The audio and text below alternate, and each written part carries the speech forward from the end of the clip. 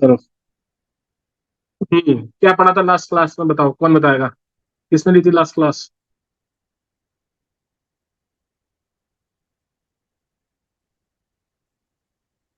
बोलो भाई। Last class में क्या पढ़ा था इकोनॉमी में? सर मैंने ली थी।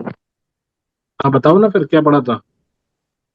सर वो आप मतलब लिखवा रहे थे कि मांग को प्रभावित करने वाले कारक जो थे, एक्सेप्टेशन ठीक ऑफ है। फ्यूचर प्राइसेस तक। ठीक है, किसी का कोई डाउट इसमें?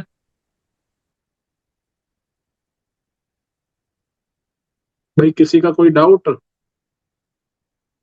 बच्चे यार बोलते नहीं है। नहीं सर, कोई डाउट नहीं है, मेरा तो नहीं है। No sir. रिस्पॉन्ड किया करो यार, तुम लोग ऐसे मजा नहीं आता ना कि मुझे दिखते हैं नहीं कौन है क्या नहीं है। अच्छा, चलो। तो हमने देख लिया था डिमांड क्या होती है, इसके बारे में, इसको क्या क्या फैक्टर्स अफेक्ट करते हैं। जैसे प्राइस अगर बढ़ा बढ़ा देंगे तो डिमांड कम हो जाएगी, ठीक है। सिमिलरली दूसरा कारण क्या था, इनकम ऑफ कंज्यूमर, किसी भी उपभोक्ता की आय कैसी है ना। अगर आय उसकी अच्छी है तो उसकी डिमांड भी उसके हिसाब से बढ़ जाएगी, ठीक है। फिर रिलेटेड गुड्स में हमने देखा था दो तरह का, कॉम्प्लीमेंट्री गुड्स और सब्सटीट्यूट गुड्स। इसमें किसी को कोई डाउट? सब्सटीट्यूट और कॉम्प्लीमेंट्री गुड्स वाला समझ में आ गया था? Yes sir, yes sir. Yes ठीक है। सर। अगला अगला फिर हमने बताया था choice of and interest of consumer, भाई उसकी रुचि कैसी है, पसंद क्या है उसको, वो उस हिसाब से लेगा। और बाद में हमने देखा था एक्सपेक्टेशन ऑफ फ्यूचर प्राइस, कि भविष्य में कीमतें कैसी होंगी। अगर मान लो किसी इंसान को पता लग जाता है कि आने वाले टाइम में, एक दिन बाद, दो दिन बाद, किसी भी वस्तु की, सपोज पेट्रोलियम की, फ्यूल की कीमत बढ़ रही है, तो आज ही जाके वो पेट्रोल टंकी पर जाके अपना गाड़ी को फुल करा लेगा, टैंकी उसकी, ठीक है। तो ये इसका एक कारक और है। इस तरह से पांच कारक हमने किए थे, ठीक है। अब आगे लिखो इसमें टाइप्स ऑफ डिमांड, डिमांड किस किस तरह की होती है। टाइप्स ऑफ डिमांड, मांग के प्रकार,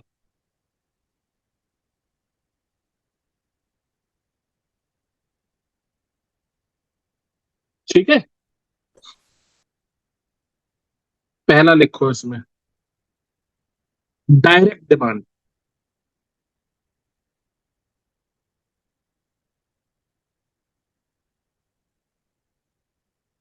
प्रत्यक्ष मांग। ये क्या होती है भाई, डायरेक्ट डिमांड क्या हुई? कोई बताएगा, कुछ समझ पा रहे हो? हम्म। सर जो डिमांड मतलब डायरेक्टली बोली जाती है कि यही चाहिए। अरे ये तो स्टबर्न हो गया। ये तो जिद हो गई, ये डायरेक्ट डिमांड नहीं हुई कि नहीं नहीं मेरे को यही चाहिए यही। वो तो जिद हो गई। डायरेक्ट मतलब डिमांड ऐसा मतलब, मतलब हाँ। ऐसा कि जो सामने दिख रहा है कि ये चीज नीडेड है। जैसे हम बात करें एज अ पेरेंट, अब हमारा बच्चा जैसे बड़ा हो रहा है तो हम देखते हैं कि उसको हम्म, नीड है किस चीज की, स्कूलिंग की, एजुकेशन की। तो ये डायरेक्ट डिमांड हम्म। है, हमें दिख रहा है कि इस चीज की नीड है यहाँ पे। नहीं नहीं नहीं, ये नहीं है, मैं बता रहा हूँ, चलो कोई बात नहीं, वेल ट्राइड, ट्राई किया, अच्छी बात है। डायरेक्ट डिमांड वो है कि कोई भी वस्तु की आपने उपभोक्ता के द्वारा कोई मांग की जाती है, वो अपने ही कंजम्पशन के लिए उसको डिमांड कर रहा है। सपोज करो आप मार्केट में ब्रेड लेने गए, ठीक है। आपको घर पे ब्रेड बटर या सैंडविच खाना है, तो वो आप अपने कंजम्पशन के लिए ले रहे हैं, ठीक है। डायरेक्ट डिमांड ये हुई। आगे हम पढ़ेंगे इनडायरेक्ट डिमांड, वो क्या हुई, सपोज करो मेरी बेकरी है। अब मैं जो ब्रेड ऑर्डर कर रहा हूँ, वो मैं खुद के कंजम्पशन के लिए नहीं कर रहा हूँ। मैं उस ब्रेड का सैंडविच बनाऊंगा या उस ब्रेड को केक में यूज करूंगा, और फिर उससे अलग प्रोडक्ट बना के आगे उससे उसको बेचूंगा। तो डायरेक्ट कंजम्पशन नहीं हो रहा है। तो जो डिमांड यहाँ डायरेक्ट वर्ड है, ये उसके डायरेक्ट कंजम्पशन से डील कर रहा है, ठीक है। कि भाई एक आदमी गया मेरे जैसा दुकान पे और कहा भाई दूध दे 1 लीटर, और सीधे गटक गया पूरा, तो वो मेरे खुद के लिए कंजम्पशन हो गया। और सपोज कोई और जा रहा है भाई, मिठाई की दुकान वाला, उसको मिल्क केक बनाना है, उसको खोया बनाना है उससे। तो कंजम्पशन पे जो चीज डिपेंड करे, उससे आता है डायरेक्ट डिमांड है या इनडायरेक्ट है। समझ में आई बात? Yes sir. ठीक है, लिख यस लो सर। इसमें। लिखो, when a good is demanded by the consumer for its consumption. When a good is demanded by the customer for its consumption, जब किसी वस्तु की मांग उपभोक्ता के द्वारा उपभोग के लिए की जाती है। जब किसी वस्तु की मांग उपभोक्ता द्वारा उसके उपभोग के लिए की जाती है। When a good is demanded by the consumer for its consumption.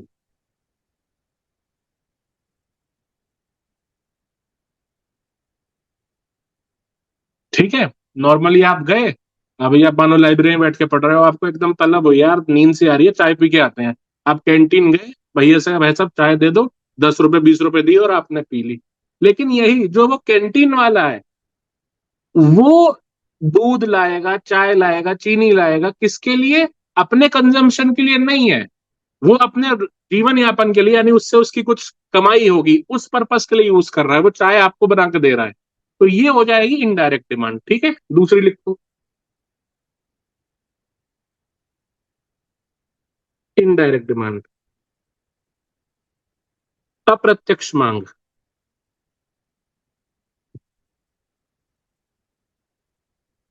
समझ में आया इतिशा? ये जो डायरेक्ट और इनडायरेक्ट है, ये चीज कंजम्पशन पे बेस्ड है बेटा। जी सर। बाकी के समझ में आया ना? हम्म। Yes sir. तो इसमें इसमें क्या लिखोगे? लिखो, जब किसी वस्तु की मांग इसलिए की गई है, जब किसी वस्तु की मांग इसलिए की गई है ताकि उसका प्रयोग किसी अन्य वस्तु के उत्पादन में किया जा सके। When a good is demanded so that it can be used for the production of another good। जब किसी वस्तु की मांग इसलिए की गई है ताकि उसका प्रयोग किसी अन्य वस्तु के उत्पादन में किया जा सके। when या if a good is demanded so that it can be used in production of another good। ऊपर वाले में एग्जाम्पल लिखा, इसमें नहीं सर। एग्जाम्पल लिख लो। उपभोक्ता के द्वारा चाय की मांग, demand of T by the consumer, पहले वाले में लिख लेना।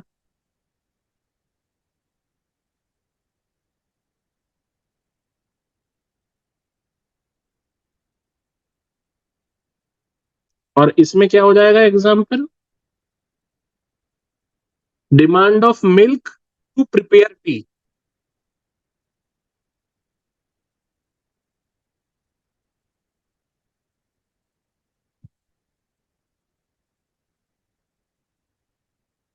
ये बैकग्राउंड सही लग रहा है? आज मैंने थोड़ा चेंज किया है इसको, क्लियर दिख रहा है ना? Yes sir. हम्म। चाय बनाने के लिए दूध की मांग, ये इसका एग्जाम्पल हो गया। ठीक है, so when ever a good is demanded so that it can be used for the production of any other good, then it is indirect demand। and whenever a good is demanded for by the consumer for its consumption, वो सीधे ही उसको consume कर लेगा, तो वो क्या हो जाएगी? Direct demand. यहां तक समझ में आया? Yes sir. ठीक है जी, अगला लिखो। तीसरा क्या हो सकता है? Joint demand.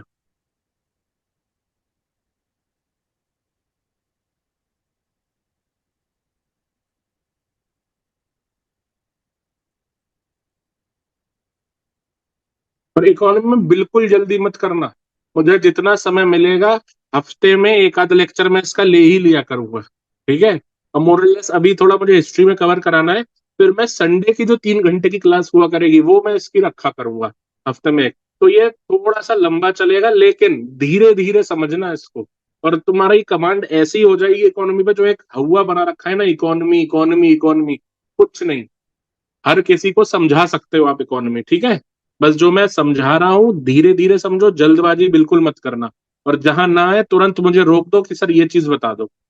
Is that clear? Yes sir. Okay sir. Okay बेटा, चलो अब बताओ ज्वाइंट डिमांड क्या हो सकती है? लास्ट टाइम कुछ पढ़ाया था, उससे कुछ रिलेशन बना सकते हो? ज्वाइंट डिमांड क्या हो सकती है? सर कंटेम्प्ररी चीजों की डिमांड। कंटेम्पररी, कंटेम्पररी नहीं, क्या था वो? कंटेम्पररी शब्द था। कॉम्प्लीमेंट्री कॉम्प्लीमेंट्री कॉम्प्लीमेंट नहीं, कोई बात नहीं ना। देखो कॉम्प्लीमेंट्री बिल्कुल इस कह सकते हैं, इसमें बिल्कुल आप इसमें एग्जाम्पल में लिख सकती हैं। और सोचो, कॉम्प्लीमेंट्री तो एक ऐसी चीज हो गई उसके बिना काम चलेगा ही नहीं। सपोज करो आप बाजार गए, आप ऑल आउट की मशीन लेके आए। अब उसमें जब तक रिफिल नहीं लगेगी, या वाइस वर्सा, ऑल आउट की रिफिल लेके आपके पास मशीन नहीं है, तो वो काम नहीं करेगा। ये तो कॉम्प्लीमेंट्री हो गया। यानी एक चीज ने दूसरी चीज की डिमांड क्रिएट करी, ये तो कॉम्प्लीमेंट्री हो गया, मतलब काम ही नहीं चलेगा। लेकिन कुछ चीजें ऐसी हैं जो ऑफकोर्स कंपलसरी तो नहीं है, लेकिन तब भी वो एक दूसरी चीज की डिमांड क्रिएट कर सकती हैं। ठीक है। आप मान लो गए बाहर, आपने कहा यार चाय पीने का मन हो रहा है, कुछ भी, साथ में आपने कुछ और बना, आपने कहा बगल में कोई आदमी कुछ बना रहा है, समोसा आपने ले लिया।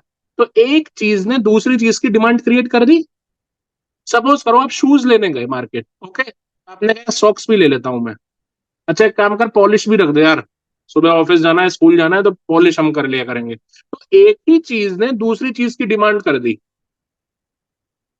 Is that clear? यस जी सर। सर। ये क्या हो गई? ये ज्वाइंट डिमांड हो गई। एक ही साथ आपने दो, एक या एक से अधिक चीजों की डिमांड कर दी, है ना? लिखो, दो या दो से मतलब अधिक सर, वस्तुओं। हाँ। सर डायरेक्ट प्लस इनडायरेक्ट दोनों। नहीं नहीं नहीं नहीं नहीं, डायरेक्ट प्लस इनडायरेक्ट कहां से आ गया बेटा? इनडायरेक्ट में तो आप अपने कंजम्पशन के लिए कर ही नहीं रहे हो शिवानी, कंफ्यूज मत हो। इनडायरेक्ट का मतलब क्या है? मैंने क्या लिखवाया, पढ़ो। जब किसी वस्तु की मांग इसलिए की गई है ताकि उसका प्रयोग किसी अन्य वस्तु के उत्पादन में किया जा सके।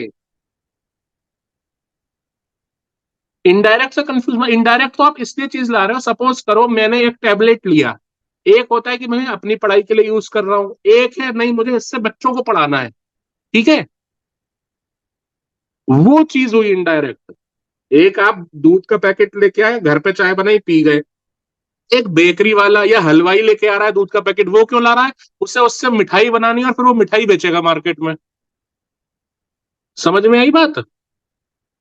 एक यस गुड सर। से दूसरे गुड का प्रोडक्शन हो रहा है, वहां पे उत्पादन दूसरे गुड का हो रहा है। यहाँ पे थोड़ी हो रहा है। यहाँ तो आप दो चीज गए भैया, आपने कही हमें शूज लेना है, और चलो एक काम और करते हैं, शूज ऐसे क्या पहनेंगे, पैर काटेगा जूता, साथ में सॉक्स और ले लेते हैं। तो ये ज्वाइंट डिमांड हो गई। आपने कहा यार ओके सर। जूता गंदा हो जाएगा ब्लैक कलर का, आपने कहा पॉलिश और दे दे। पॉलिश दे ही रहा है तो पॉलिश उंगली से थोड़ी करूंगा मैं, तो भाई ब्रश भी दे दे, शू ब्रश। हम्म। समझ गए? तो ये ज्वाइंट डिमांड हो गई। देखो लिखो, इसको भी समझोगी। दो या दो से अधिक वस्तुओं की मांग अगर एक साथ की जाए, when two or more goods are demanded at the same time।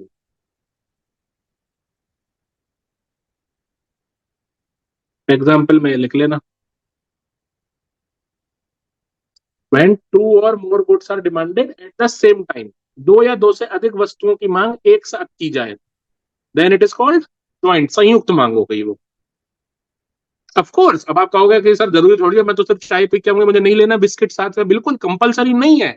लेकिन हो सकता है ना कि आप चाय पीने जाओ, आपने भुजिया का भी एक छोटा पैकेट ले लिया, बिस्किट भी ले लिया, तो ज्वाइंट डिमांड हो गई ना उस चीज की। और लिख लो इसमें एग्जाम्पल, दूसरा लिख लो, बिस्किट विथ टी। और क्या लिख सकते हैं? मोबाइल एंड चार्जर लिख सकते हैं।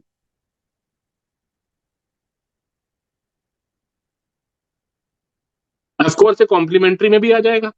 ठीक है, दिशा जो आप पूछ रही थी वो आ सकता है, लेकिन जरूरी नहीं है कॉम्प्लीमेंट्री आए। उसमें तो दूसरी चीज का सर्वाइवल या आप यूज कर ही नहीं पाओगे। इसमें तो कर सकते हो ना, आप नहीं भी लोगे तो भी काम चल रहा है। लेकिन आपने कहा यार गए हैं चाय पीने तो बिस्किट भी खा लेते हैं, तो ये ज्वाइंट डिमांड हो गई। क्लियर? मतलब कोई डाउट मतलब किसी का? सर, हाँ बेटा।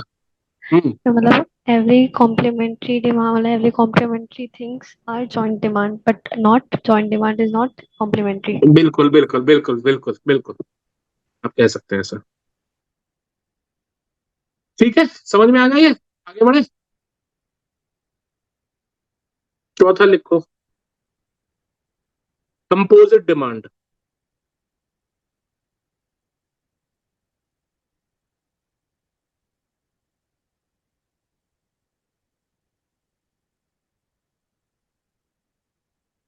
समग्र मांग।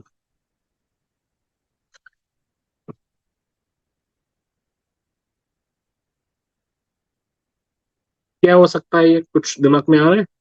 चलो लिखो, मैं लिखवा देता हूँ, फिर तुम एग्जाम्पल देना तुम लोग, ठीक है?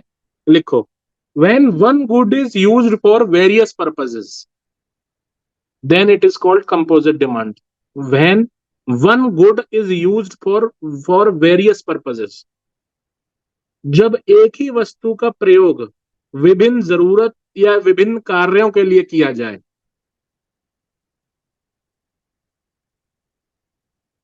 जब एक ही वस्तु का प्रयोग विभिन्न जरूरतों या कार्यों के लिए किया जाए, when one good is used for various purposes or works. Example दो। मिल्क। मिल्क। जैसे डायरेक्ट भी पी सकते हैं, चाय भी बना सकते हैं, घी भी बना सकते हैं, छाछ भी बना सकते हैं, मक्खन भी बना सकते हैं, अपने अपने अलग यूज है। और बताओ कोई और एग्जाम्पल। एक तो आ गया भाई, और कौन देगा? और कौन है? निर्जला, तबस्सुम, रितिशा, फरहीन, बताओ बेटा। है? आवाज नहीं आ रही। आ रहा दिमाग में?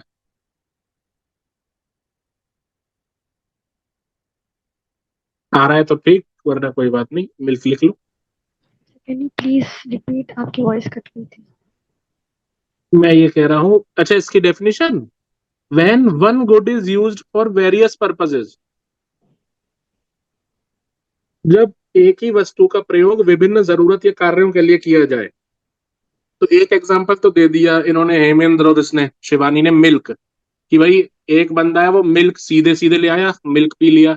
किसी ने मिल्क शेक बना के पी लिया, किसी ने बनाना शेक बना लिया, किसी ने चाय बना ली, किसी ने कॉफी बना ली, किसी ने घी बना लिया, किसी ने छाछ बना लिया, किसी ने मक्खन बना लिया, किसी ने क्रीम बना ली। ठीक है, इतने सारे हो गए इसके, कई सारे। ठीक है, एक ही चीज से कई सारे जरूरत और कार्य पूरे हो गए। सर हाँ, वुड, वुड, टिम्बर, ये सब जो होता है। Very good. Would, timber, cricket bat भी बन रहा है इससे, चेयर भी बन रही है, गेट्स बन रहे हैं, पूरे पूरे स्ट्रक्चर बन रहे हैं। Very good example. ठीक है, मेटल्स। हाँ। तो कंपोजिट डिमांड का मतलब समझ गए? एक ही चीज से कई सारी जरूरत जब पूरी हो जाए, समग्र, समग्र मांग है। Is that clear?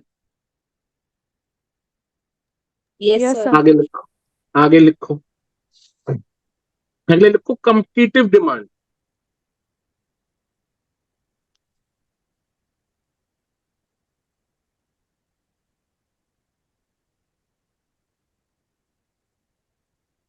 प्रतिस्पर्धी मांग।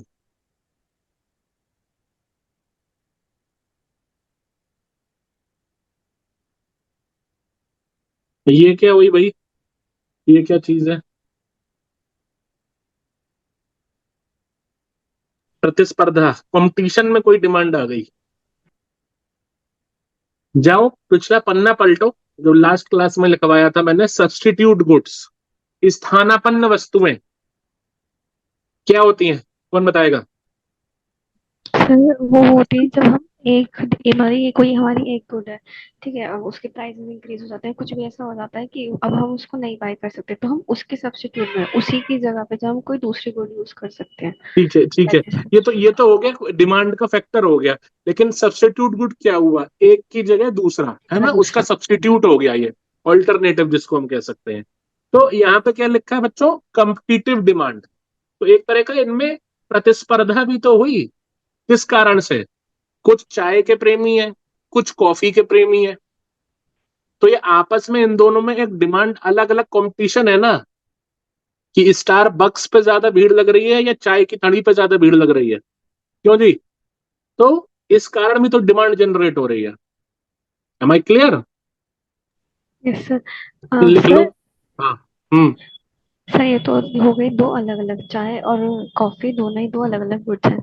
लेकिन जो कंपटीशन सेम गुड्स में होता है, जैसे कि हम बात करें हम्म चाय में भी हम सीसीडी में, मतलब कॉफी में भी सीसीडी अलग देख लें और स्टारबक्स अलग देख लें, या फिर हम्म सीएनजी में देख लें कि अडानी की हम्म। गैस और जियो की गैस, ना ना ठीक ना है ना, ये तो वो बेटा इसमें नहीं आएगा। वो कॉम्पिटिटिव डिमांड उस तरह से नहीं आ रही है। वो तो फिर देखो, फिर वो किस में आ जाएगी, अभी मैं आगे आपको लिखवाऊंगा। मार्केट डिमांड में आ जाएगी। वो कंज्यूमर को जिससे फायदा हो रहा है वो उसकी पसंद पे फिर आ जाएगी, क्योंकि चीज तो सेम है। ठीक है, सीसीडी में वही कॉफी मिल रही है, स्टारबक्स में वही मिल रही है, कोस्टा कॉफी में वही मिल रही है, लेकिन वो फिर आपकी अपनी चॉइस है। यहाँ अलग दो गुड्स की बात होगी। लिखो, डेफिनेशन लिखो, भी समझ में आएगा। लिखो, कम्पिटिटिव डिमांड क्या होती है? Demand generated due to substitute goods. इसकी डेफिनेशन ही यही है, कम्पिटिटिव डिमांड सब्सटीट्यूट गुड्स में ही हम देखते हैं। सेम चीज में कंपटीशन वो तो फिर अलग है भाई, मोनोपोलिस्टिक मार्केट नहीं है, कई सारे प्लेयर्स हैं मार्केट में, वो कम्पिटिटिव डिमांड में नहीं आएगा। स्थानापन्न वस्तुओं के कारण उत्पन्न मांग, demand generated due to substitute goods. इसकी डेफिनेशन पढ़ ली। अब वापस जाओ, अब सोचो, तो अपने आप आपके दिमाग में आएगा, अच्छा नहीं इसमें सिर्फ सब्सटीट्यूट गुड है, तो आप वो एग्जाम्पल खुद ही नहीं दिमाग में लाओगे। ये बिल्कुल ऐसा वो प्री में क्वेश्चन पूछ सकता है। एग्जाम्पल दे दिए उसने कि अडानी पावर है, रिलायंस पावर है, और एक तरफ ये दे दिया कॉफी वाला दोनों का, और एक तरफ अलग एग्जाम्पल दे दिए सब्सटीट्यूट गुड्स के। तो कौन सा कम्पिटेटिव डिमांड का पार्ट है? तो आप समझ गए, कम्पिटेटिव डिमांड वही होती है जो डिमांड सब्सटीट्यूट गुड्स के कारण जनरेट होती है। Is that clear? Yes sir. Yes sir. है ना? अगला लिखो। सर हाँ, एग्जाम्पल दीजिए सर। एग्जाम्पल, अरे चाय कॉफी। मतलब वो सेम ही होगा हाँ वही, और और कुछ क्या, डिफरेंट नहीं है दोनों स्थानापन्न में? वस्तु है ना। शर्ट टी शर्ट लिख लो, गेहूं बाजरा लिख लो। तो ये लिखने का मतलब क्या हुआ अगर वो दोनों सेम है तो? नहीं, अरे भाई वहां कारक था, वहां फैक्टर्स बता रहे हैं डिमांड को कौन सा अफेक्ट करेंगे। यहाँ हम टाइप्स ऑफ डिमांड देख रहे हैं। तो कंपोजिट डिमांड एक ऐसी टाइप है जो कि इस कंपोजिट कर, हाँ, कॉम्पिटिटिव डिमांड एक ऐसी डिमांड है जो कि सब्स्टिट्यूट गुड्स के कारण जनरेट होती है। ये अलग टाइप ऑफ डिमांड बना दिया है। वो फैक्टर्स अफेक्टिंग है, हेडिंग देखो ऊपर मैंने लिखवाई है अलग अलग। आगे हम जब सप्लाई पढ़ेंगे उसमें भी हम ऐसे ही पढ़ेंगे, पहले सप्लाई क्या होती है, सप्लाई को अफेक्ट करने वाले कारण, सप्लाई के टाइप्स, फिर इस तरीके से, है ना? Yes sir. अगला लिखो, इंडिविजुअल डिमांड, व्यक्तिगत मांग। भाई और बच्चों को समझ में आ रहा है? कोई बोल नहीं रहा है ये सब? फरहीन, निर्जरा, तबस्सुम समझ में आ रहा है बेटा? और कौन कौन है? Yes sir. अरे बच्चे तो काफी हैं। दो दो यस निर्जला sir. Yadav, sir Shivani network issue और, बहुत है आज।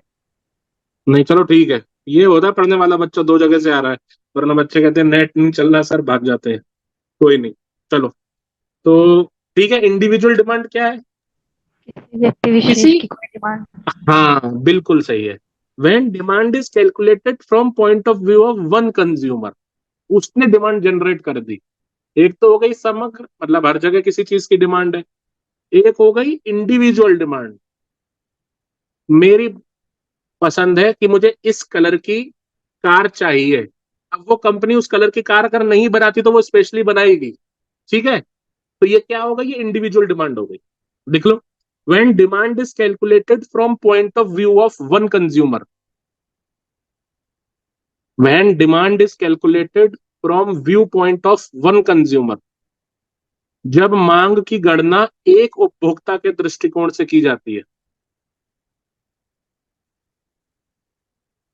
जब मांग की गणना एक उपभोक्ता के दृष्टिकोण से की जाती है, when demand is calculated from viewpoint of one consumer।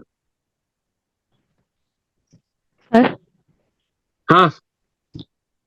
Sir जैसे कभी कभी ऐसा होता है, मतलब हमारी छोटी छोटी डिमांड, मतलब मानिए हम किसी शॉपकीपर के पास गए हैं, ठीक है, हम्म, हमें कोई चीज पसंद हम्म, नहीं, हमें हमें उसमें हाँ, ना कुछ मीठा टेस्ट नहीं पसंद, तो हम उससे बोलते हैं कि इसमें कुछ ऐसा चटपटा सा भी कर देना, मतलब इसमें मॉडिफिकेशंस करके, मॉडिफिकेशंस है ना? तो अब वो हाँ तो नहीं हाँ होता है, मतलब दुकानदार ये बोलता है कि एक तुम्हारे लिए नहीं होगा, तो जब हमारी डिमांड्स मीट नहीं होंगी तो क्या इन हाँ। छोटी छोटी चीजों के लिए भी मतलब हम जा सकते हैं, मतलब हम कह सकते हैं कि नहीं हमारी डिमांड मीट नहीं हो रही है। वो तो कहाँ जाना है तुमको, डिमांड मीट नहीं हो रही, कंज्यूमर कोर्ट? हाँ, मतलब ऐसी कोई जगह है जहाँ हमारी छोटी, मतलब नहीं जहाँ नहीं हमारी नहीं, छोटी ऐसा क्यों? अरे क्यों, जब वो चीज है ही नहीं उपलब्ध। अब आप ऐसी डिमांड कर दो कि भाई साहब मुझे तारों की, बादलों की सैर करनी है और ये करना है, वो चीज अब मार्केट में उपलब्ध ही नहीं है। हाँ ऑफ कोर्स, हर एक चीज एक प्रॉपर प्राइस पे आती है। नॉर्मल जैसे आप देखो, जितनी भी ये महंगी महंगी लग्जरी गाड़ियां होती हैं, इसमें इतने तरह तरह के मॉडिफिकेशन होते हैं। आप कहोगे कि मुझे उसमें प्ले स्टेशन चाहिए खेलने के लिए, वो देगा वो। तो everything comes for a price that you have to pay. हो सकता है जहां आप हैं या जहां मैं हूं, वहां कोई सामने वाला मना कर दे, लेकिन दुनिया में कोई ना कोई एक तो जगह होगी जहां मेरी वो डिमांड मीट होगी। इसको आप एक तरीके से बिल्कुल नहीं नकार सकते, है ना? कोई भी चीज है भाई, कभी ना कभी तो किसी ने सोचा ही होगा कि यार मैं ऐसा करूं कि मैं सिर्फ मतलब गाना गाए मोहम्मद रफी और आवाज आ जाए मोदी जी की। किसी ने सोचा होगा ना ये चीजें फिर रिसर्च हुई, चली, एक डिमांड आई एक तरीके से। इसको इकोनॉमिक पॉइंट ऑफ व्यू से देखो ना, कि साइंस एंड टेक इस अभी के लिए तो किसी ने डिमांड जनरेट करी ना। तो ऐसा नहीं है कि अगर आपकी कोई ख्वाहिश या कोई एक इच्छा या डिमांड, बेसिकली इच्छा तो मैं नहीं कहूंगा, गलत शब्द हो गया, इकोनॉमी के टाइम में कोई डिमांड है, बिल्कुल पूरी हो सकती है, बट उसके लिए सप्लायर होना जरूरी है ना? समझ में आई बात? जी सर। डिमांड हर पूरी हो सकती है। अब होता है आदमी 20-21 साल का हो गया, उसकी जो डिमांड्स है वो पूरी नहीं हो रही, लेकिन फिर उसे एक सप्लायर दिखता है, उसे लगता है हाँ ये मेरी डिमांड सारी पूरी करेगा, तो ठीक है भाई, तू मुझे ये चीज ऐसे ऐसे ऐसे ऐसे बना के दे दे। ठीक है, बात क्लियर हो गई? लिख लो इसका। जब मांग की गणना एक उपभोक्ता के दृष्टिकोण से की जाती है, when demand is calculated from view point of one consumer. Example तो उसमें लिख लो जो तुम्हें मन में, इसका सच कोई एग्जाम्पल अभी मेरे दिमाग में आ नहीं रहा। बताओ क्या लिखोगे इसमें एग्जाम्पल? समझ गए ना? किसी भी व्यक्ति विशेष की कोई भी डिमांड कुछ भी हो सकती है। ठीक है, आगे बढ़े। Yes sir. 7वां लिखो, market demand. Market demand,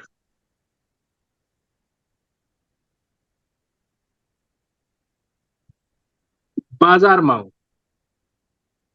market में क्या चल रहा है, बस वो इंडिविजुअल थी, यह मार्केट पॉइंट ऑफ व्यू से आ गया, तो लिख लो when demand is calculated from view point of many consumers. उसमें क्या था, one consumer. When demand is calculated from view point of one consumer, यहां हो जाएगा when demand is calculated from view point of many consumers. जब मांग की गणना अनेक उपभोक्ताओं के दृष्टिकोण से की जाती है।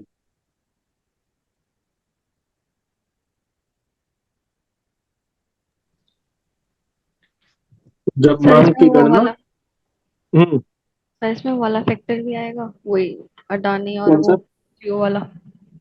अडानी पे क्यों पड़ गया तुम, पीछे तो बताओ नहीं क्या मतलब हो गया। अरे नहीं ऐसा हाँ, कुछ नहीं ये तो नहीं। बेटा इसमें क्या आएगा, इसमें जनरल कोई भी चीज आ जाएगी ना, ब्रेड, दूध, दही, सब्जी, नहीं कुछ भी। मेरा हाँ।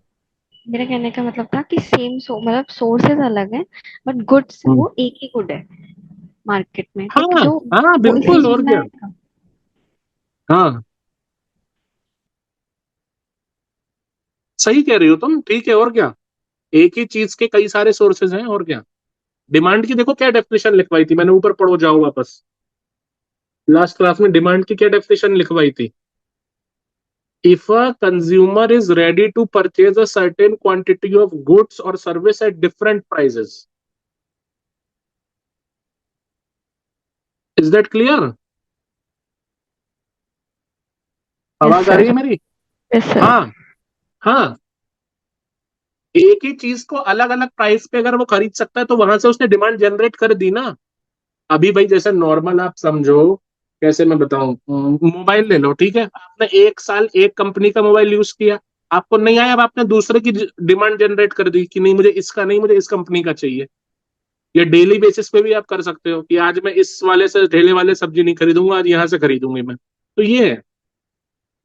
ठीक है, तो मार्केट डिमांड समझ में आ गई? Yes sir. हाँ भाई।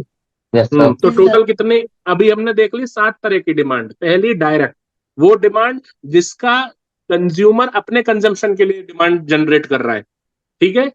दूसरा इनडायरेक्ट डिमांड, ये अधिकतर कौन करेगा, कोई सेलर या कोई उत्पादक जो कोई नई चीज का उत्पादन कर रहा है, कोई नई चीज प्रोड्यूस कर रहा है, उस वो सैंडविच बेचता है, तो उसको जो वो ब्रेड लेके आएगा वो अपने कंजम्पशन के लिए नहीं लाएगा, तो वो कौन सा हो जाएगा, इनडायरेक्ट डिमांड, ठीक है। अगली क्या हो गई, ज्वाइंट डिमांड।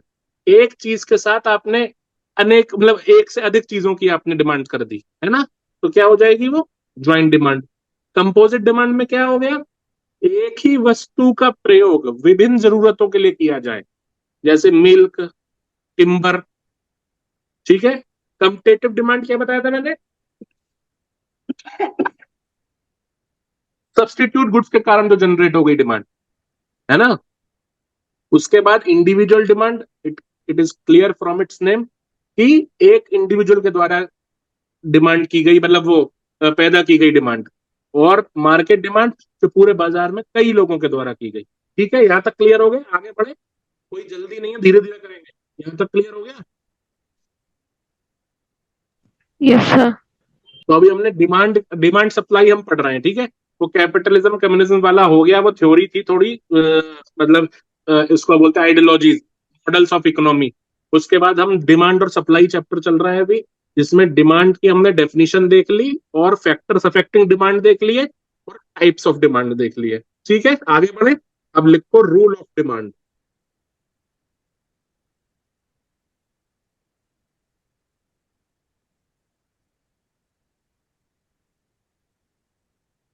मांग का नियम।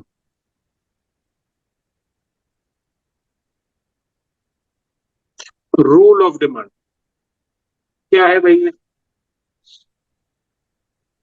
ये बेसिकली जो रूल है ये बताता है कि कीमत और मांग के बीच संबंध कैसा है, प्राइस और डिमांड के बीच में क्या रिलेशन है।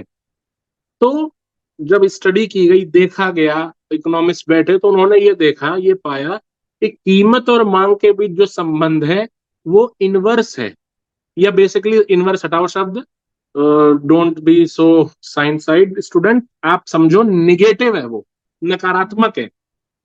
ठीक है, कहने का मतलब ये है, अगर हम इसका ग्राफ बनाते हैं, हमेशा जिस चीज का प्रभाव है वो चीज तो रहेगी, इसको बोलते हैं वाई एक्सिस, एक्स एक्सिस, ये तो पढ़ा होगा सबने, 10 तक तो मैथ्स पढ़ी है। हाँ, यस सर। कोई इसमें दिक्कत नहीं, बिल्कुल घबराना मत कि इकोनॉमिक्स में इकोनॉमी में मैथ्स होती है, कोई मैथ्स नहीं होती। मैं जितना बता रहा हूं बस उतना समझते चलो। जिस चीज का प्रभाव है दूसरी चीज पर, तो जिसका है वो हमेशा वाई एक्सिस पे रहेगी, या सिंपल वाई एक्सिस पे वो चीज रहेगी जो चेंज हो रही है, यानी जो वेरिएबल है।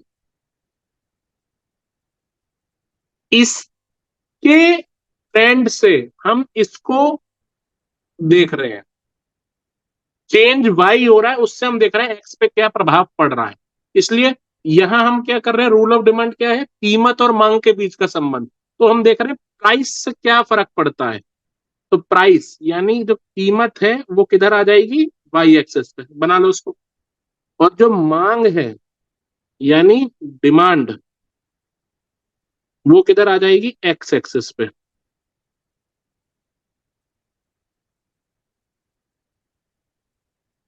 उल्टा मत कर देना, प्राइस चेंज हो रहा है, डिमांड यहाँ चेंज नहीं हो रही है।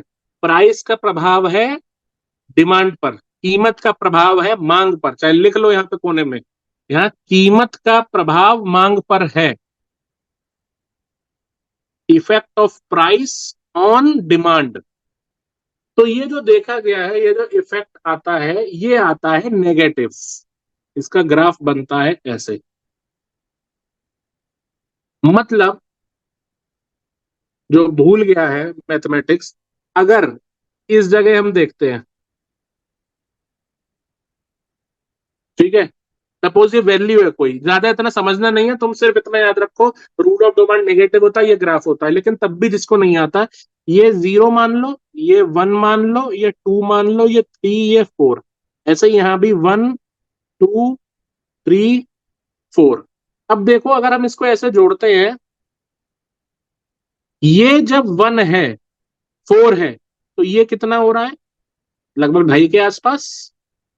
मतलब प्राइस ज्यादा है, डिमांड कम हो गई। ठीक है। Yes sir. तो यहाँ पे जो रिलेशन हुआ, इसको तुम मत बनाना है, जो मैंने ये बनाया इस चीज को मत बनाना, ठीक है। तुम सिर्फ वो बनाने, मैंने समझाने के लिए बना रहा हूँ कि बच्चे कहेंगे लाइन आ कहाँ से गई।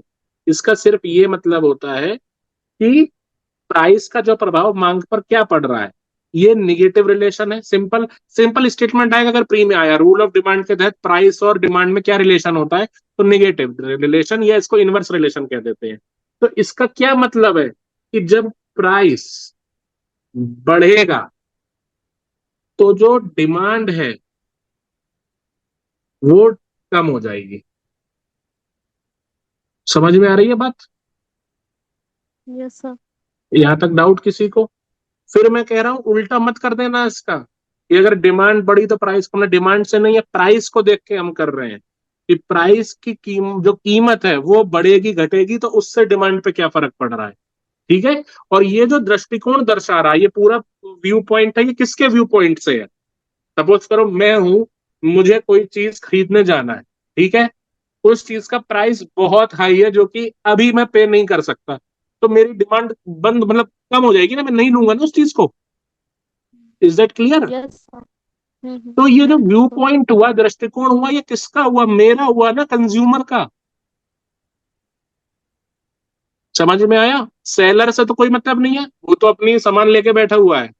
मैंने उस चीज की पहले डिमांड करी, मुझे लगा प्राइस ज्यादा है, फिर मैं नहीं ले रहा हूँ उस चीज को, यानी मैंने फिर उसकी डिमांड कम कर दी। फिर जो व्यू पॉइंट है किसका है, ये कंज्यूमर का है ना, मेरा, उपभोक्ता का। Yes sir. ठीक है, लिखो इसमें, price and demand has a negative relation. कीमत और मांग के बीच नकारात्मक संबंध होता है।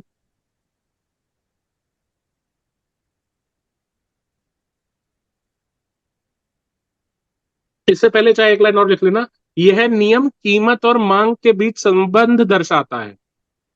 This rule depicts relation between price and demand. फिर वो वाली लाइन लिखना, यह नियम कीमत और मांग के बीच संबंध दर्शाता है। This rule depict this rule depicts relation between price and demand. यह नियम कीमत और मांग के बीच संबंध दर्शाता है। अगला, कीमत और मांग के बीच नकारात्मक संबंध होता है। Relation between price and demand, या price and demand has a negative relation. Price and demand has a negative relation. हाँ, कोई कुछ कह रहा है, ये कहना चाह रहा है? सर मुझे बोल हैं? सर मेरा एक डाउट है। हाँ, वो मैं समझ गया था, बताओ। सर डिमांड और प्राइस तो समझ में आया, लेकिन क्या इस रूल में सप्लाई का कोई रोल नहीं होता? अभी रुक जा भाई, हाथ जोड़ू, अभी आगे मत भागो, मैं बताऊंगा, अभी आएगा, सप्लाई आएगी। अभी देखो, जितना अभी मैं बता रहा हूँ सिर्फ उसको समझ के चलो। मैं जानता हूँ चीजें बहुत, मेरे साथ भी होता था जब मैं पढ़ता था, कि क्योंकि पहले से कुछ ना कुछ तो जानकारी होती है। देखो मैंने तुम लोग को पहली क्लास में कहा था, तब तुम लोगों ने मना किया। मैंने कहा तुम लोग को इकोनॉमी आती है, तुमने कहा सर नहीं आती। हमने कहा आती है, बचपन से ही कर रहे हो। सर लेकिन ये पहले कुछ नहीं पढ़ा, मेरे पास तो थी भी नहीं नहीं नहीं, मैं इकोनॉमी वैसे कह रहा इसलिए। हूँ, इन जनरल कह रहा हूँ, I am not targeting you. In general कह रहा हूँ, हम लोग सबको आती है, लेकिन सही तरह से नहीं आती, असली चीज नहीं पता क्या होती है। तो थोड़ा इसमें धैर्य रखना है ना, धीरे धीरे होगा सब, मैं सब बताऊंगा। इसके बाद सप्लाई ही टॉपिक है, जब वो दोनों पढ़ लो तो आपका डाउट अपने आप क्लियर हो जाएगा बेटा, है ना। नॉर्मली ये गलती आपकी नहीं है, समाज ही उसी तरफ जा रहा है। T20 क्रिकेट को सब बड़ा अच्छा समझते हैं, 12 बॉल पे 48 रन, लेकिन नहीं पता जो टेस्ट क्रिकेट होता है वहां होता है पेशेंस। 5 दिन टिक के दिखाओ तब बात है। थोड़ा सा धैर्य रखो, मैं आ रहा हूँ अभी उस पर। अभी इतना समझ में आ गया, इस चीज में कोई डाउट, अभी इसको किसी से रिलेट मत करना, बिल्कुल मत करना। जो बता रहा हूँ सिर्फ वही, मैंने इसीलिए यहाँ तुमको पॉइंट भी लिखवाया है कि प्राइस का प्रभाव मांग पर है। अभी हम सप्लाई की बात नहीं कर रहे हैं, ठीक है। सप्लाई मार्केट में, ये मान के चलो, सप्लाई मार्केट में एक्स है, ये बहुत सारी है, सप्लाई बहुत है। उस चीज को हटा दो, अभी उस चीज को नहीं देखना, उसको एज ए कांस्टेंट करके देखो, अभी सिर्फ प्राइस और डिमांड की बात हो रही। ठीक है बेटा? ओके। Yes sir. क्या लिखा? इट मीन्स, हाँ आगे लिखो, price and demand has a negative relation. लिखो it means when prices go up demand will go down.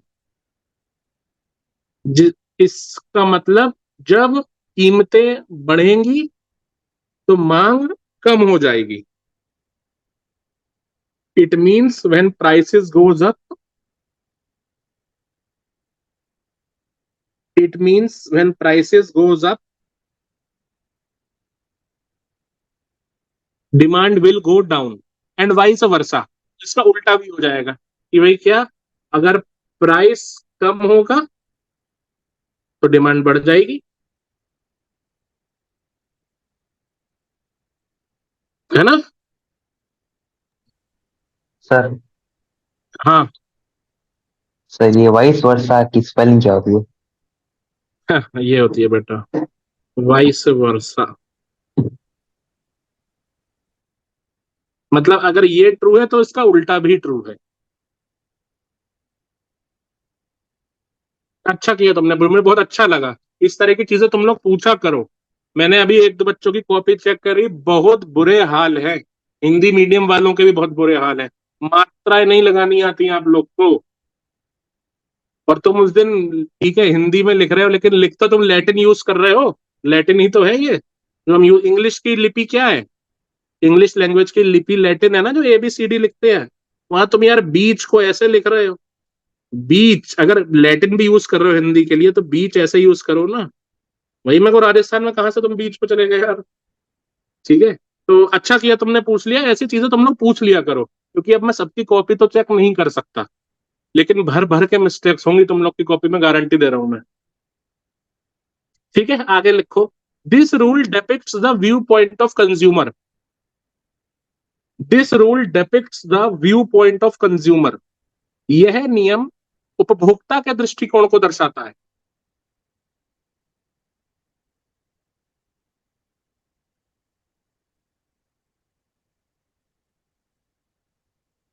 This rule depicts the view point of consumer.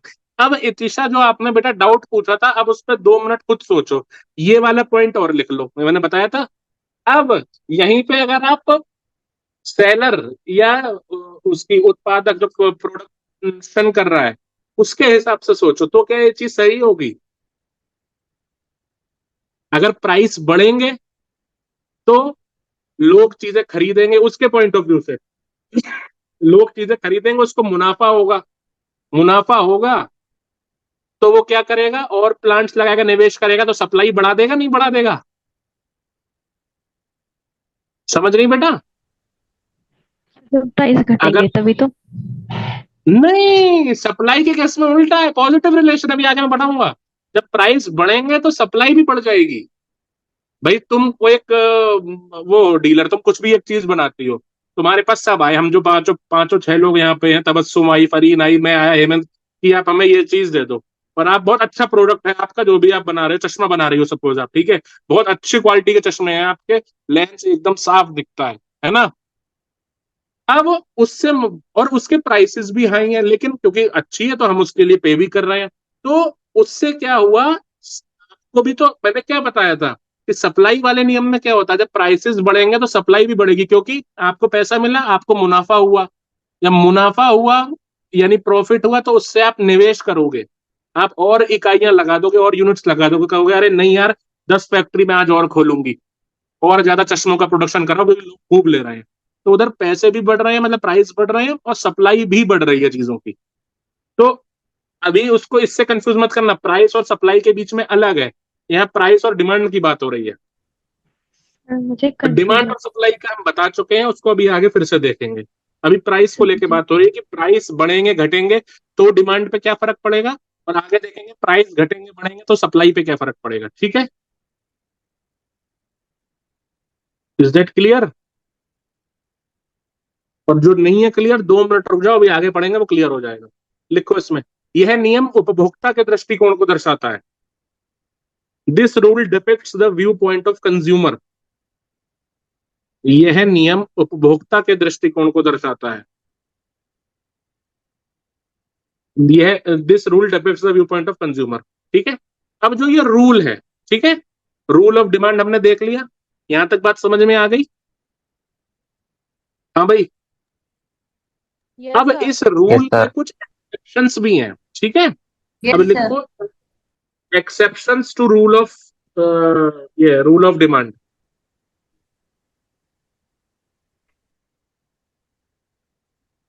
अब लिखो इसके एक्सेप्शंस। अभी सब चीजें क्लियर हो जाएंगी 6 बजे तक, बस पेशेंस रखो। अपवाद, अपवाद क्या है भाई? लिखो पहला,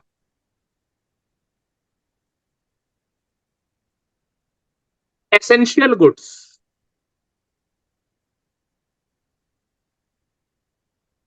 आवश्यक वस्तुएं।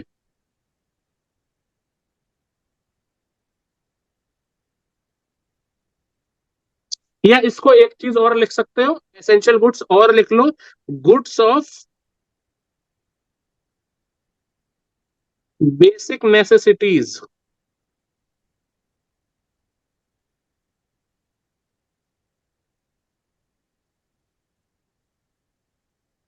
बुनियादी आवश्यकता की वस्तुएं।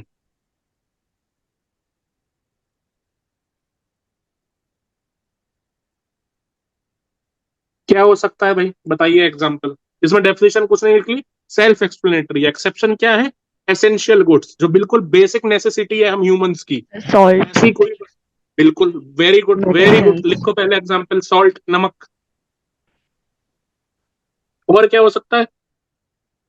एजुकेशन, अरे भैया, सोशल सर्विस है इश्यूज वो की क्लास नहीं चल सर्विस रही है अभी। नहीं, वो सर्विस भी है, कोई दिक्कत नहीं है, लेकिन वो एसेंशियल मतलब भी उस सेंस में नहीं बात हो रही है ना, ये रूल ऑफ डिमांड हो रहा है बात।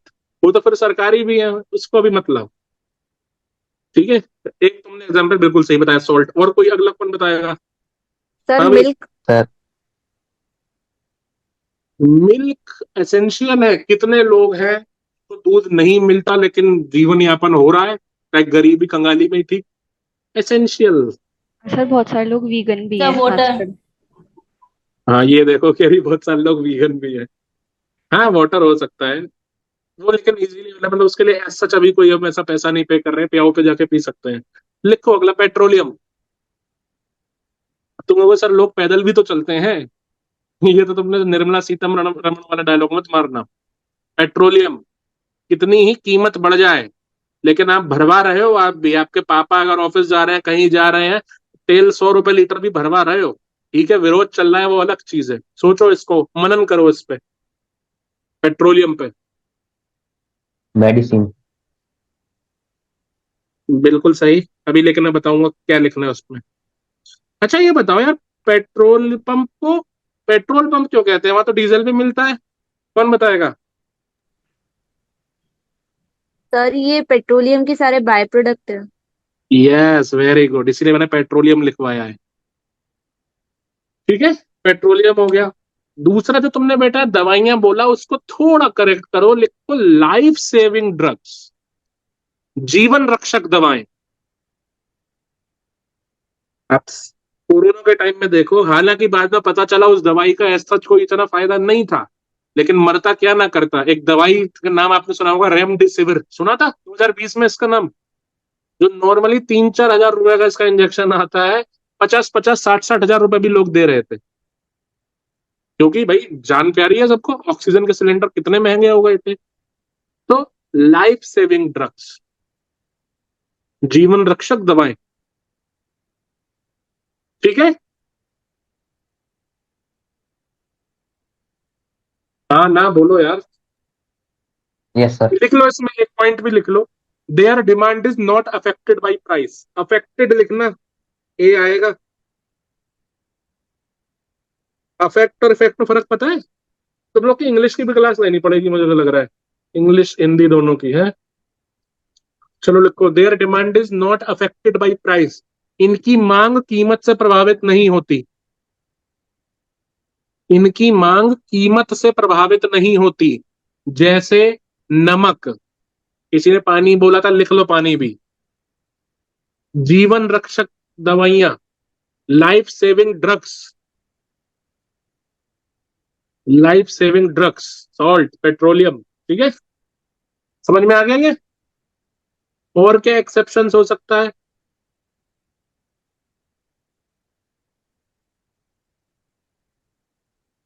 बोलो भाई। राज, माइक ऑन करो, अपने आप को इंट्रोड्यूस करो बेटा। पहली क्लास है आपकी, राज। बच्चों को जब नहीं बोलना होता बोल देंगे सर हम लाइब्रेरी में हैं। चलो क्लास के बाद बात करते हैं। बताओ और क्या एक्सेप्शंस हो सकते हैं भाई? आवाज आ रही है मेरी? अरे भाई आवाज आ यस सर, रही आ है? रही है। Yes sir. बोलो जरा, तुम लोग रिस्पॉन्ड नहीं करते हो। और जो बच्चा लाइब्रेरी में बैठा है वो अपना माइक ऑन रख ले, वहां तो वैसे ही शोर नहीं आ रहा होगा। एटलीस्ट उसका समय तो नहीं जाएगा बार बार माइक ऑन करने में। कौन हंस कौन रहा है ये? चलो, हाँ, बताओ और क्या हो सकता है? ऐसी चीज जिसका प्राइस बढ़ जाए तो भी डिमांड कम नहीं होती। दौड़ाओ अपने दिमाग के घोड़े, आसपास हैं चीजें। मेटल्स जो होते हैं, लेकिन वो एसेंशियल गुड्स में यहाँ पे। हाँ ठीक है, जैसे आप गोल्ड कह सकते हैं, गोल्ड मान लें हम। हाँ, गोल्ड गोल्ड हो गया, सिल्वर हो और गया। मतलब ऐसी चीजें जो सोशल प्रेस्टीज से जुड़ी हैं, सामाजिक प्रतिष्ठा, कि भाई सोने का ब्रेसलेट पहनना है, भैया आईफोन यूज करना है हमें तो, चाहे वो 1.5 लाख का हो जाए, लेकिन लोग तब भी खरीद रहे हैं, खरीदने वाले, और रील बना रहे हैं। ठीक है, चेहरा चाहे हो ना, लेकिन चेहरे के सामने कटा हुआ सेब जरूर आ जाता है। तो इस तरह के गुड्स जो सोशल सर प्रेस्टीज से, सामाजिक प्रतिष्ठा से जुड़े हुए हैं। सर बोलो। रिलीजियस प्रैक्टिसेस, मतलब जो रिलीजियस प्रैक्टिसेस होती हैं उनमें बहुत सारी चीजें ऐसी होती हैं जो मस्ट हो जाती हैं करना ही है।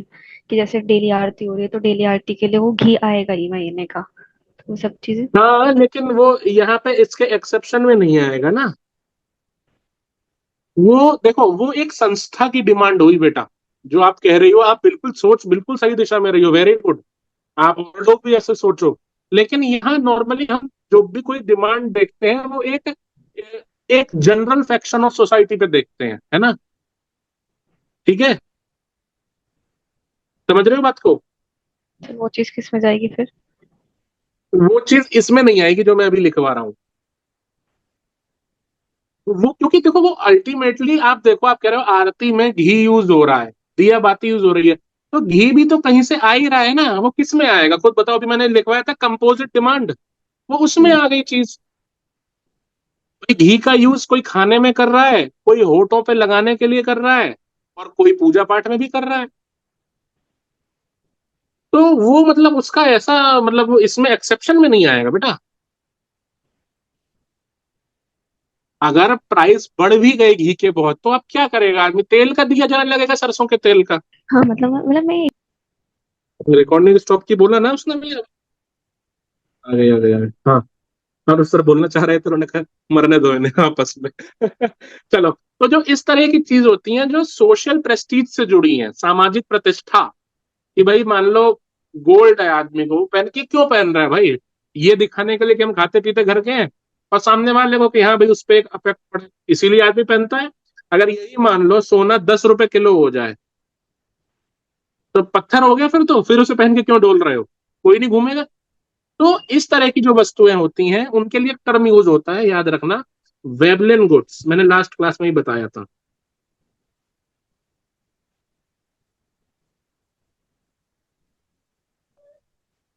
वेबलिन वस्तुएं,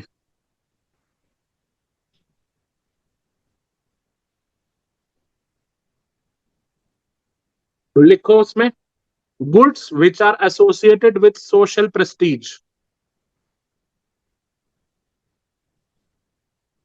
सामाजिक प्रतिष्ठा से जुड़ी हुई वस्तुएं। मान लो यार, होता नहीं है, सिर्फ सोशल प्रेस्टीज के लिए तो आदमी करता है कि मैंने फलां क्लब की मेंबरशिप ली है, पता है भाई साहब उसकी 5 लाख रुपए की मेंबरशिप है। तो ये सब चीजें जो है, इनका रूल ऑफ डिमांड जो मैंने पढ़ाया था उसके एक्सेप्शन है ये। ये इसको फॉलो नहीं करती। ठीक है, लिखो वेबलन गुड्स में, goods which are associated with social prestige, वह वस्तुएं जो सामाजिक प्रतिष्ठा से जुड़ी होती हैं। एग्जाम्पल लिख लो, गोल्ड, प्रीशियस ज्वेल्स। ठीक है जी,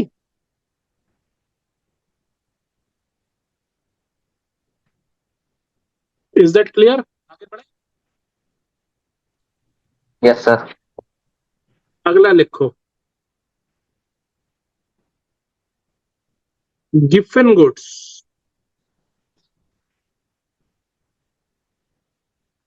गिफन या गिफेन भी बोल लेते हैं कुछ लोग। गिफेन वस्तुएं,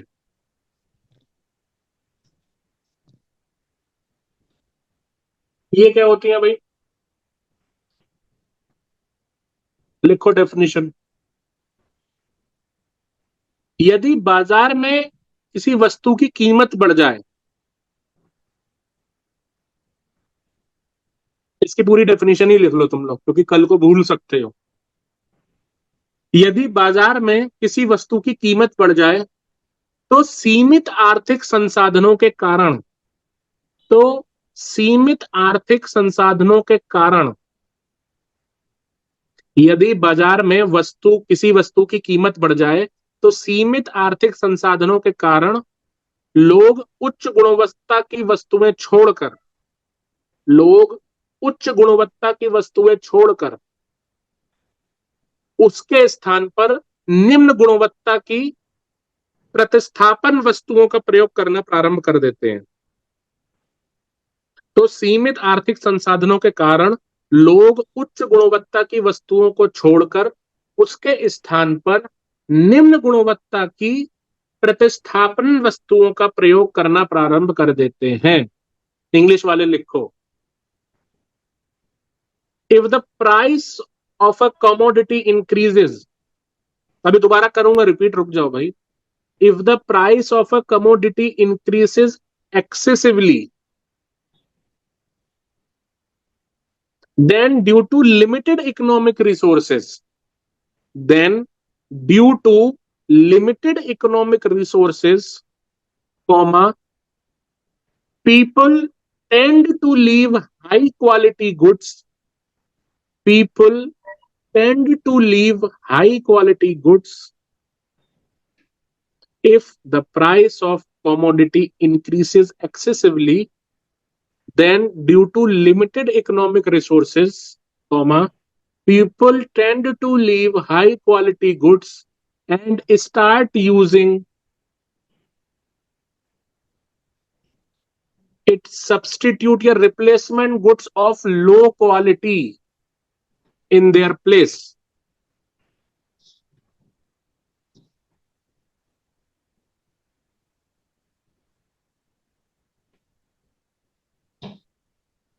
हिंदी वाले को फिर से रिपीट करूं भाई, वो वस्तुएं जिसकी गुणवत्ता कम होती है, ठीक है, लेकिन जो इसकी स्थानापन्न वस्तु है, यानी जो इसका सब्स्टिट्यूट गुड है, उसकी कीमत में एकदम से वृद्धि हो जाए, तो ये इंफीरियर क्वालिटी का मनुष्य यूज करने लगता है। जैसे एग्जाम्पल समझो भाई, व्हीट है,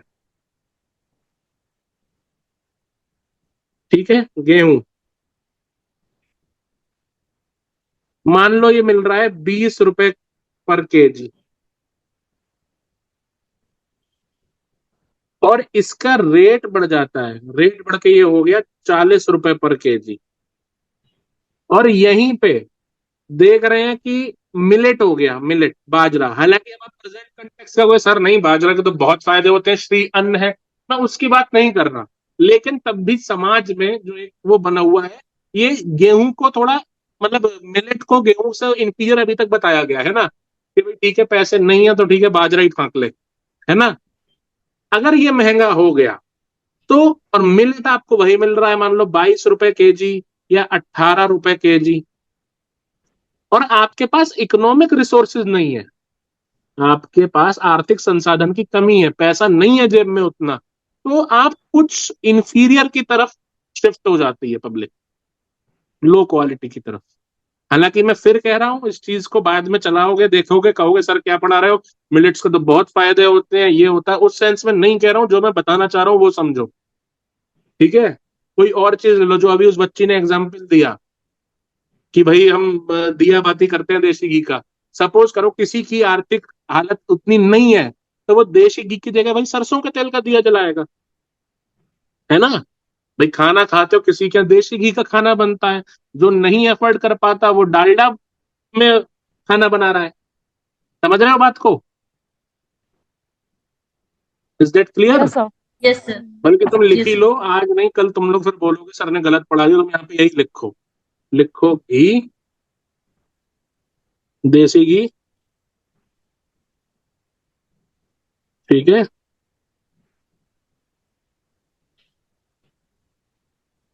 और यहाँ लिख लो वनस्पति घी।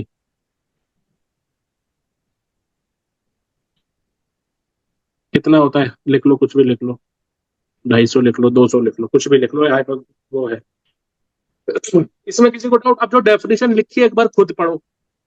नहीं सर, जिसे आपने जो लिखवाया था ना बाजरे वाला, वो सही भी है, क्योंकि सर मतलब आज भी हम्म, ऐसा है, क्योंकि हाँ मतलब सर बिल्कुल। सर जैसे नहीं वो गांव मैंने में बेटा, होता नहीं। हाँ हाँ हाँ। मैं बिल्कुल समझ रहा हूँ, बाजरा, रागी, ज्वार, ये इनको इंफीरियर माना जाता है, ठीक है। लेकिन अब आज के टाइम पे अगर मैं उसको लिखवा दूंगा तो वो अलग तरीके से कोई बच्चा काउंटर कल को कर लेगा। कल को अगर यूट्यूब पे वीडियो डाल दूं कि अरे क्या सर, श्री अन्न है, उसका तो ये है वो है। लेकिन जो एक सामाजिक अवधारणा बनी हुई है वो आप भी जानते हो, हम भी जानते हैं क्या है ना। Yes sir.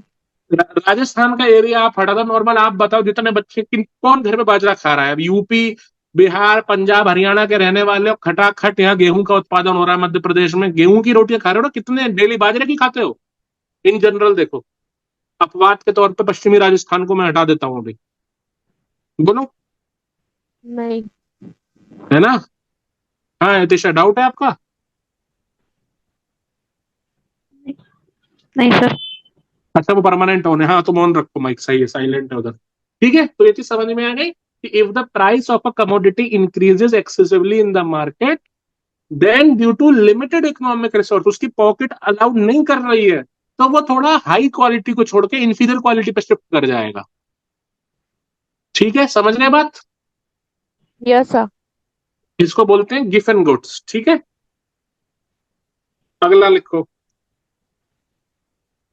चौथा क्या हो सकता है? सर इनकम हो सकता है। इनकम। हाँ मतलब क्योंकि अगर अभी हमने लास्ट एग्जांपल में पढ़ा है कि प्राइस अगर इससे इफेक्ट कर रहे हैं तो इनकम भी कर सकती है, तो बेटा क्योंकि हो सकता मेरे है बच्चे प्राइस। में जो हो गया ना, गिफ्ट एंड गुड्स में ही तो आ गई वो चीज। जब किसी के इकोनॉमिक रिसोर्सेज नहीं है मतलब उसका पैसे नहीं है, तभी तो दूसरे विषय को गिफ्ट एंड गुड्स में ही तो आ गया। आप देखो डेफिनेशन दोबारा पढ़ो, थोड़ा आराम से। अगर अगर मैं जल्दी चल रहा हूँ तो बता दो किसी को, मतलब मैं थोड़ा और धीमे चलूँ, स्पीड और धीमी रखूँ, क्योंकि ये टॉपिक है, ये बिल्कुल तुम्हारा इकोनॉमी का बेस तैयार हो रहा है। डिमांड सप्लाई समझ में आ गया, चुटकियों में आगे की चीजें समझ में आ जाएंगी। रुक जाए 1 मिनट, 2 मिनट का ब्रेक ले लें, पढ़ लो जो डेफिनेशन लिखवाई है उसको दोबारा पढ़ो गिफ्ट एंड गुड्स वाले की। मतलब सर अगर गुड्स का प्राइस इंक्रीज नहीं होता है लेकिन ऐसा कुछ हो जाता है कि लोगों की सैलरी, कोविड में हो गया कि लोगों की सैलरी कम कर देते हैं, हम्म। तो तब भी वो गिफ्ट एंड गुड्स में ही आएंगी वो चीजें। नहीं, लोगों की सैलरी कम कर देंगे तो वो फैक्टर, डिमांड कहाँ से कम हुई उसकी? क्योंकि अब लोग कमा कम रहे हैं तो कहीं ना कहीं वो हाँ जाएंगे हाँ नहीं बिल्कुल। दूसरी ऑफ पे। कोर्स लोग कमा कम रहे हैं तो भाई वो मैंने एक उसके लिए टर्म लिखवा दिया ना इतना बड़ा, कि लिमिटेड इकोनॉमिक रिसोर्स। भाई कान तुम इधर से पकड़ो या उधर से पकड़ो, बात तो वही है बेटा।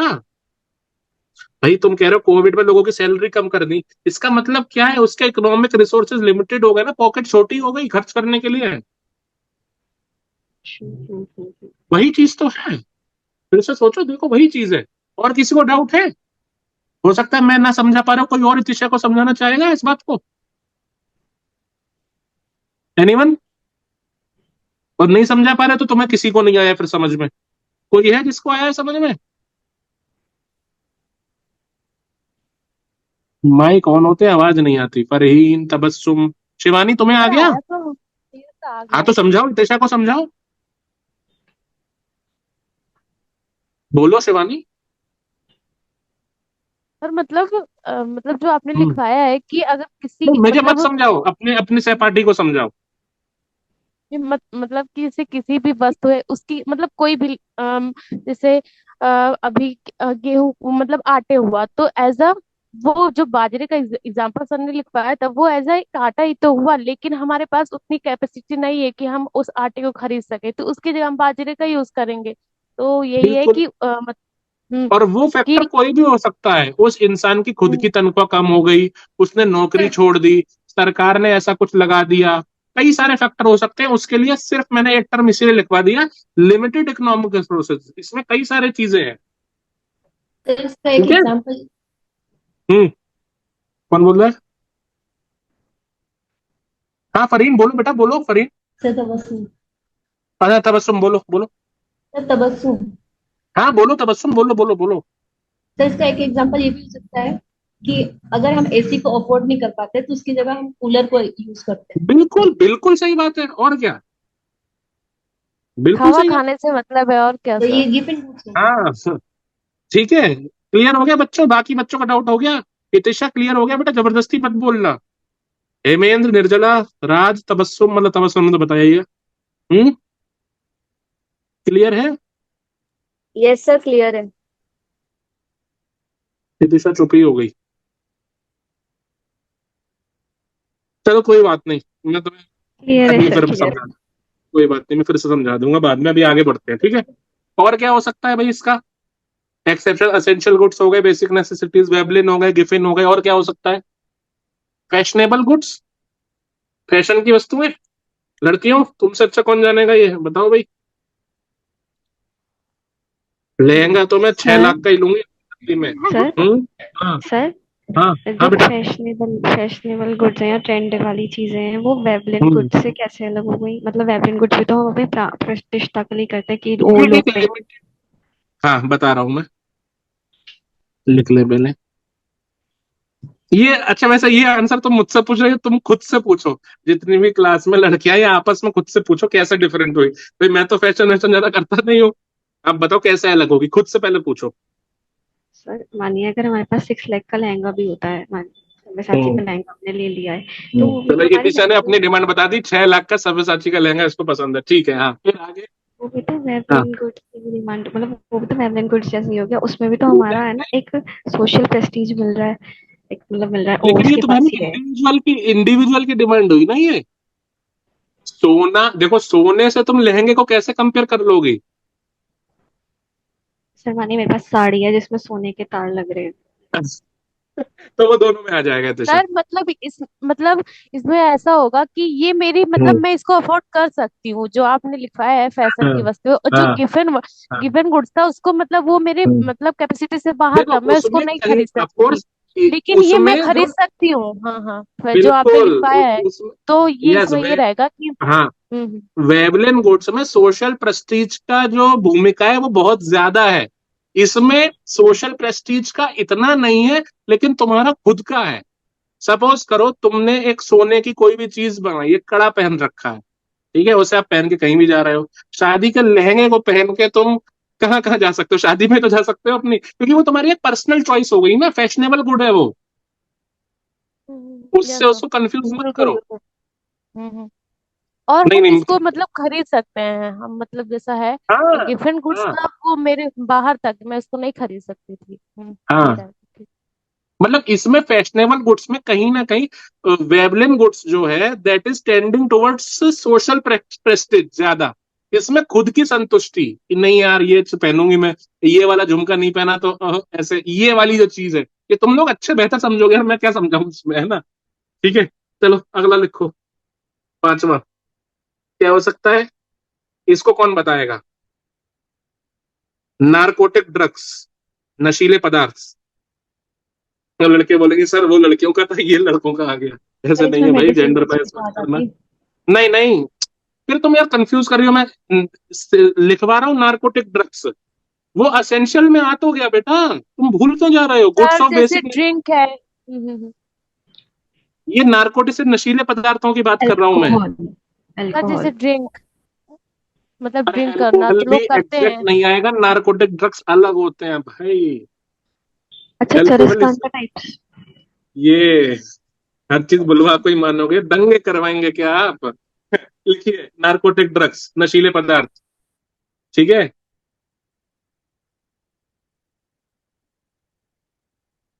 अब इसके कितने ही प्राइस बढ़ जाए, एक फैक्शन ऑफ सोसाइटी है जिसको चाहिए ही उड़ता पंजाब, वो लेगा ही लेगा। ठीक है, तुम बहुत टाइम, तुम लोग मजे आ रहे हो, तुम लोग को इकोनॉमी में है, बोरिंग तो नहीं लग रही, ये बताओ। अरे बोलो भाई। नो नहीं सर। सर, नहीं सर, नो बिल्कुल सर। नहीं। हाँ बस ऐसे ही मजे मजे में पढ़ोगे, बहुत बहुत इंटरेस्टिंग सब्जेक्ट है इकोनॉमी। ठीक है सर मुझे बोरिंग लग रहा है क्योंकि ये मेरा सब्जेक्ट था। सर, तो आप आए कहाँ सर, आगे आप ही को पढ़ाना है वैसे भी, इसमें बैंकिंग वाला आप ही का पोर्शन है, मैंने तो सर सिर्फ इनिशिएट किया है। सर, अब ये मेरे से अब नहीं। बच्चे तो ना ना, बच्चे आप ही से पढ़ना चाह रहे थे, मैसेज दिखाऊं ग्रुप के, नितिशा ने, श्वेता ने, शिवानी, इन लोगों ने मैसेज कर रखा है कि सर इकोनॉमी स्टार्ट कर दो, पेपर नहीं समझ में आता, सर मैं तो वो मजा। आप ही सर मेरा पढ़ाएंगे। आपने नहीं देखा। प्रखर सर, मैंने आपको बोला था। ये लो सर। मुझे क्या, अरे तो पढ़ा तो रहा हूं मैं, लो सर पढ़ा लेंगे, ऐसा नहीं है। ठीक है, चलो यहां तक क्लियर हो गया, डिमांड क्लियर। अरे भाई यस हाँ सर। ना, डिमांड क्लियर, चलो यस सर। आगे लिखो, सप्लाई। आज सप्लाई खत्म करानी है भाई, लेट हो गए हम लोग बहुत। आपूर्ति।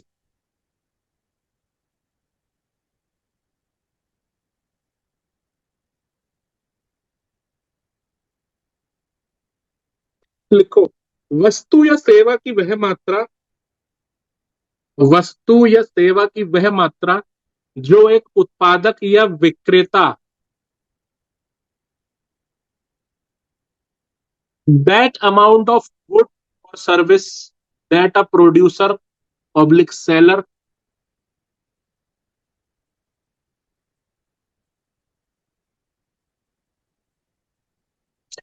that amount of goods or services that a producer or seller is ready to provide, वस्तु या सेवा की वह मात्रा जो एक उत्पादक या विक्रेता एक विशिष्ट समय की अवधि के दौरान, कॉमा लगा के लिखना हिंदी वाले, कौन शिवानी है सिर्फ, वस्तु या सेवा की वह मात्रा जो एक उत्पादक या विक्रेता, कॉमा, एक विशिष्ट समय की अवधि के दौरान, फिर कॉमा, एक विशिष्ट समय की अवधि के दौरान, कॉमा, विभिन्न कीमतों पर उपलब्ध करवाने के लिए तैयार है, विभिन्न कीमतों पर उपलब्ध करवाने के लिए तैयार है।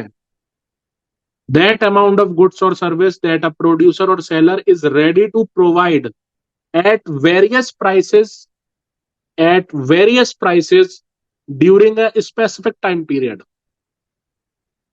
at various prices during a specific time period.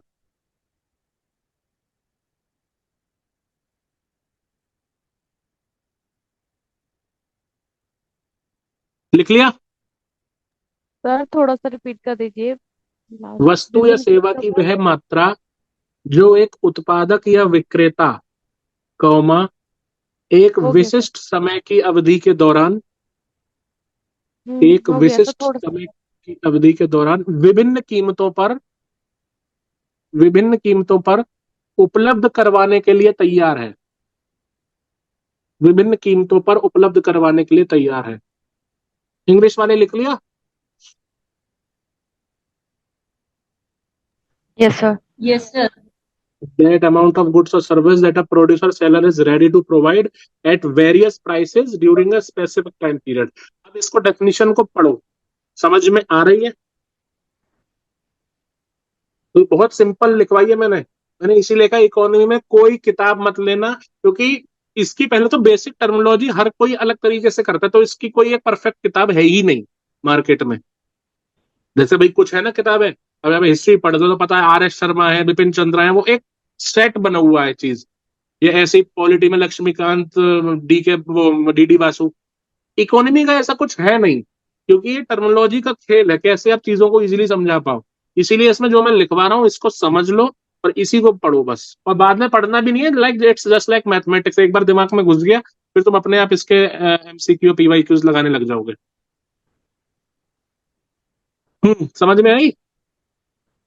भाई कोई भी सामान है, कोई भी सर्विस है, सेवा है, उसका वह अमाउंट जो प्रोड्यूसर यानी जो उत्पादक है वो तैयार है उसको बेचने के लिए, ये प्रोवाइड करा रहा है लोगों को डिफरेंट प्राइसेस पर at a same specific time period. ठीक है, ये हो गई सिंपल डेफिनेशन। जैसे डिमांड की लिखवाई थी सिंपल, डिमांड में हमने इसके बाद क्या लिखा था? डिमांड की डेफिनेशन के बाद क्या लिखा था? पन्ने पलटो पीछे।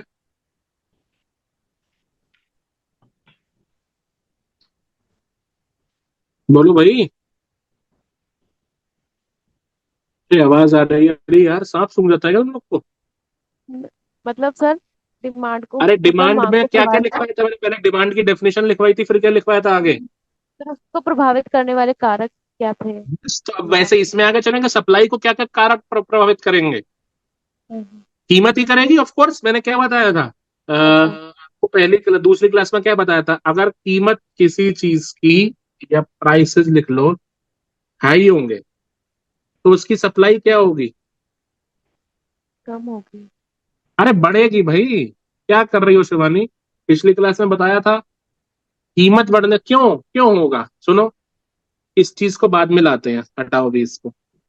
हाँ सर अब कीमत समझ बढ़ी, में आ कोई बात नहीं, हम्म फिर से बोलो। कीमत बढ़ी, तुम वो हो उत्पादक, विक्रेता हो, सेलर हो, किसी चीज की कीमत बढ़ी, हम बाकी जो 7-8 लोग यहाँ पे हैं ऑनलाइन, हमने तुमको पैसा दिया, महंगी महंगी चीजें तुमसे खरीद ली, उससे तुम्हें क्या हुआ? प्रॉफिट हुआ, लाभ हुआ। हम्म, ये सर। अब जितना ज्यादा ये तुम लोगों ने फ्लो चार्ट बनाया है? मैंने पिछली क्लास में जो बनवाया था, ये बहुत इंपॉर्टेंट है। Yes sir. हाँ, बनाए। बाकियों ने भी बनाया ना। हाँ, प्रॉफिट जब बढ़ेगा तो तुम क्या करोगे? तुम कहोगे यार मैं और इन्वेस्ट। इन्वेस्टमेंट करूंगा। अभी मैंने इतिशा का एग्जांपल दिया था कि भाई उससे सबने चश्मे खरीद लिए, तो उसका मन करेगा यार खूब लोग खरीद रहे हैं और 10 फैक्ट्री लगा दो। इन्वेस्टमेंट, निवेश बढ़ाओगे तुम। अभी क्यों कर दिया मैंने? चलो कोई बात नहीं।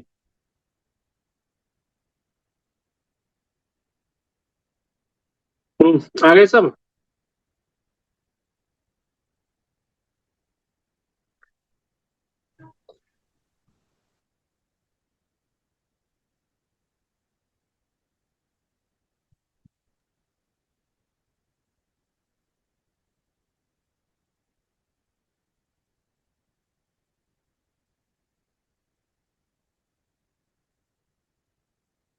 आ गए भाई?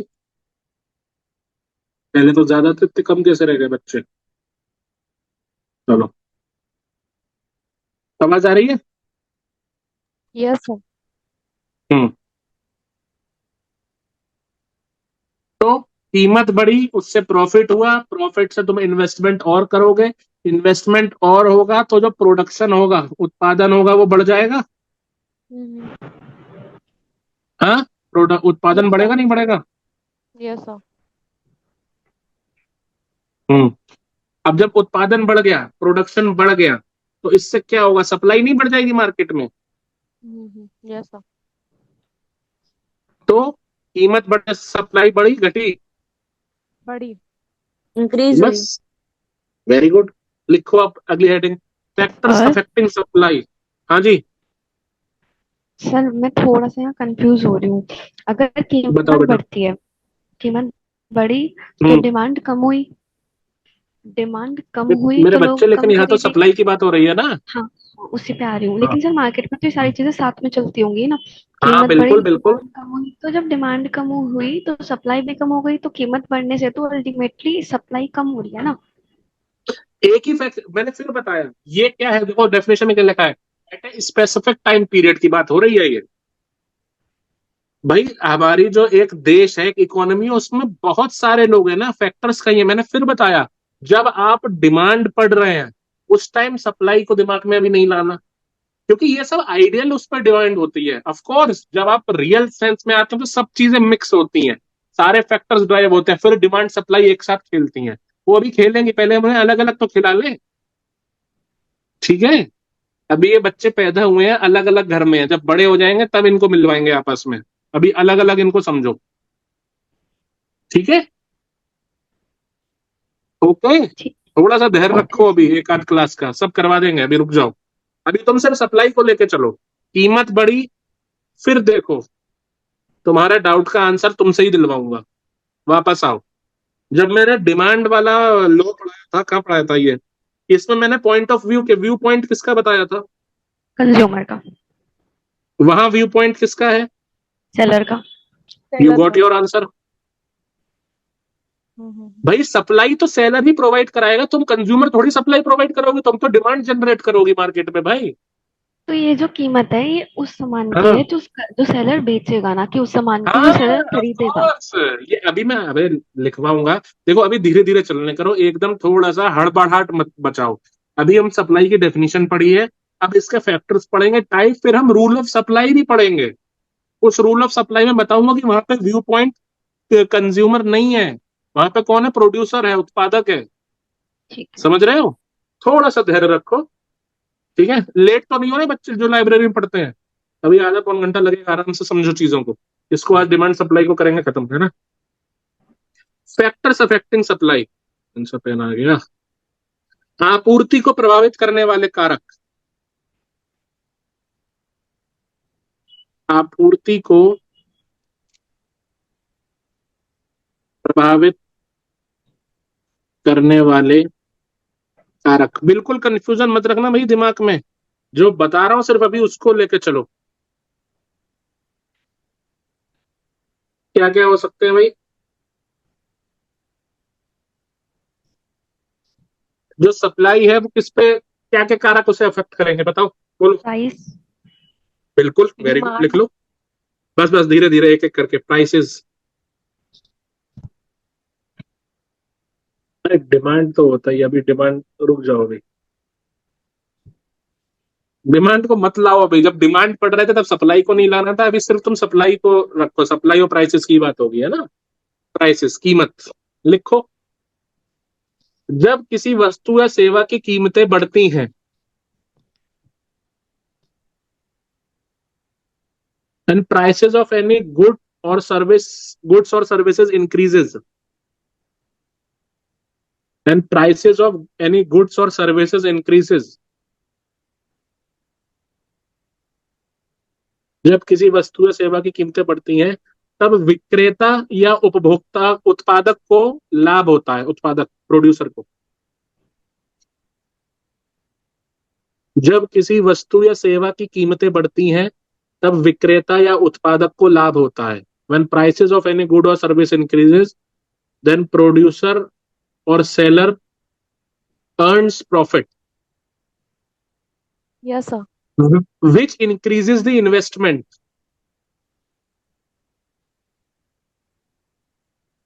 जिससे निवेश में वृद्धि होती है। which increases the investment, जिससे निवेश में वृद्धि होती है। बिल्कुल यही चीज है जो मैंने ऊपर चार्ट बनाया, वही तुम्हें लिखना है। which in turn increases the supply, जिससे आपूर्ति में वृद्धि हो जाती है।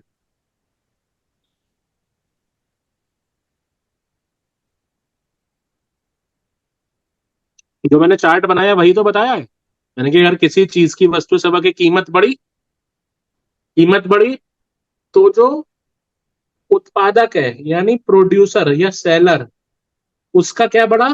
प्रॉफिट। प्रॉफिट बढ़ेगा तो वो और इन्वेस्टमेंट करेगा, चश्मे की और फैक्ट्रियां लगाएगी तिशा। उसके बाद प्रोडक्शन और होगा, प्रोडक्शन और होगा तो जो बाकी हम 6-7 लोग हैं, हमारे पास और ज्यादा चश्मे हैं खरीदने के लिए, और वेराइटीज आ जाएंगी, तो उससे क्या हो गई? मार्केट में सप्लाई इंक्रीज हो गई। Is that clear? Yes sir. तो सप्लाई को कौन अफेक्ट कर रहा है? प्राइसेस। अगला लिखो, लिखो future price expectation of seller और प्रोड्यूसर।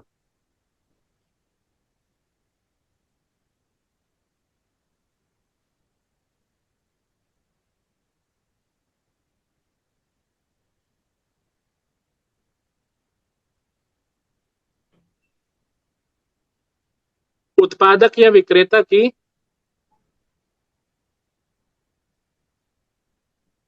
उत्पादक या विक्रेता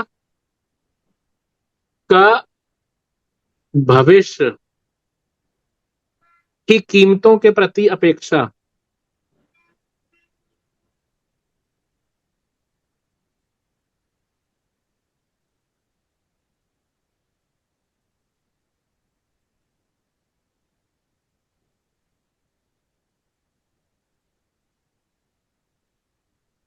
अब समझो इसका क्या मतलब है, लिख लिया? लिखना क्या, छाप लो इसको, तो मैंने लिख दिया।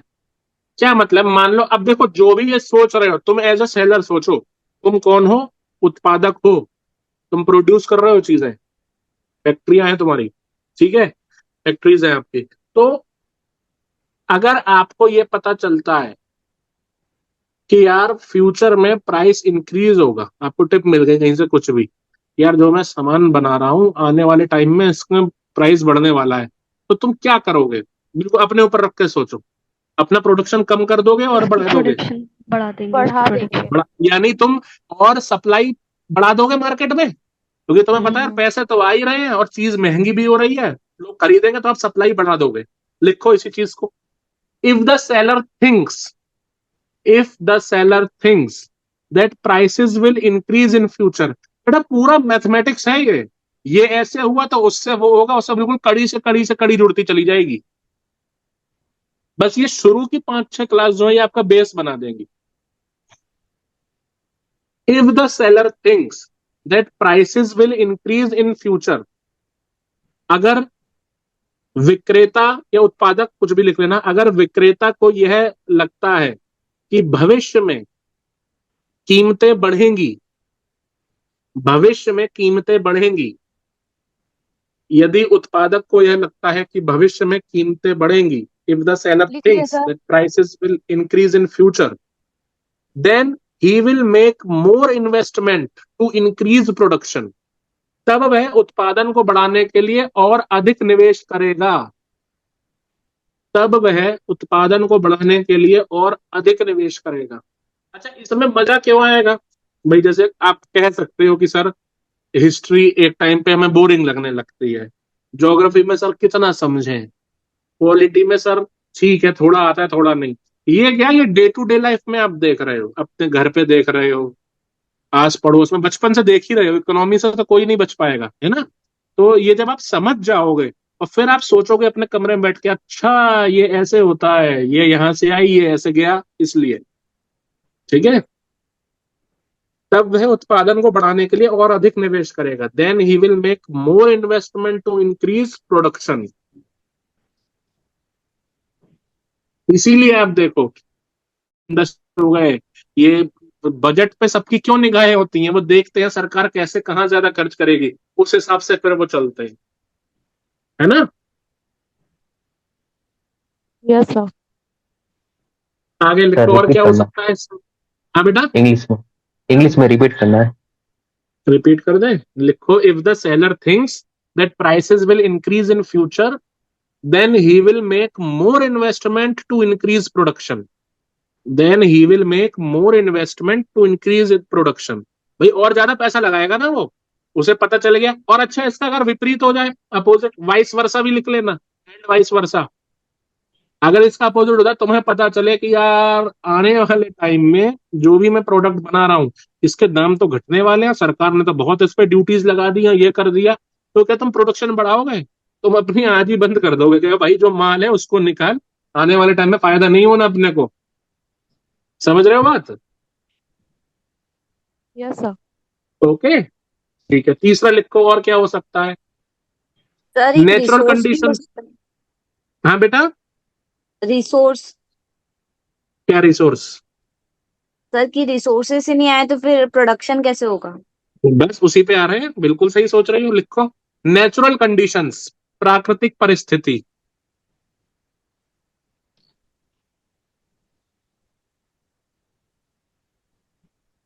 मौसम ऐसा हो गया, बारिश हो रही है, बाढ़ आ गई, कहीं सूखा पड़ गया। अभी आपने देखा था, आप ही लोग शायद ग्रुप पे डिस्कस कर रहे थे, बुंदेलखंड रीजन में ओलावृष्टि हो गई, हेल स्टॉर्म, पूरी फसलें खराब हो गई, तो सप्लाई बाधित हो गई। जो जिसको आप रिसोर्सेस कह रही हो उसको सप्लाई में कह रहा हूं। भाई अनाज पैदा ही नहीं हुआ, जो गेहूं की कटाई होने से सब बर्बाद हो गई, कहां से करोगे? समझे बात? Yes sir. हाँ भाई, हाँ लिखो। यदि प्राकृतिक आपदा आती है जैसे बाढ़, सूखा, तो इससे आपूर्ति बाधित हो जाती है। If natural calamity occurs, if any natural calamity occurs like flood, drought, if any natural calamity occurs like flood, drought, it halts the supply, halts, रोक देती है या restricts, और अच्छा वर्ड बताऊं, impedes,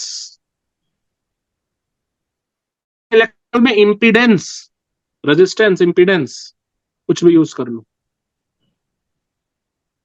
यदि प्राकृतिक आपदा आती है जैसे बाढ़, सूखा, तब इससे आपूर्ति बाधित हो जाती है। और बताओ क्या हो सकता है सर जी? अगर मतलब हमारे पास बहुत सारे प्रोड्यूसर्स हैं मार्केट में, तो ये नंबर ऑफ तो प्रोड्यूसर्स का क्या इफेक्ट पड़ता है सप्लाई पे? बिल्कुल, वो आगे जाके देखेंगे, वो मार्केट फोर्सेस उसी से डिसाइड होते हैं ना। अगर कहीं अभी देखो, मैं इसमें तुम्हें लिख पाऊंगा आगे बाद लिख पाऊंगा मोनोपोली। अगर एक ही चीज है, एक ही बंदा वो सामान बना रहा है, तो उसका इफेक्ट पड़ रहा है। रूल ऑफ सप्लाई जब हम पढ़ेंगे, जब बहुत सारे हैं तो ऑफ कोर्स जो कंज्यूमर बेस है वो उस पर शिफ्ट हो जाएगा। तो सर मतलब ज्यादा सप्लायर होना, मतलब मैंने एलपीजी रिफॉर्म्स के बारे में सोचा था। तो एलपीजी रिफॉर्म्स हम्म, में क्या हुआ, हमारे पास ज्यादा सप्लाई, मतलब ज्यादा प्रोड्यूसर्स आ बिल्कुल गए, बिल्कुल, तो ऑफ इससे कोर्स। सप्लाई और क्या, बढ़ेगी तो। मोनोपोलिस्टिक नेचर मार्केट का खत्म हुआ। तो सप्लाई बढ़ाती है ये चीजें। सप्लाई क्यों नहीं बढ़ाएगी? ऑफ कोर्स बढ़ाएगी, सप्लाई भी बढ़ाएगी, डिमांड भी लोगों की बढ़ाएगी,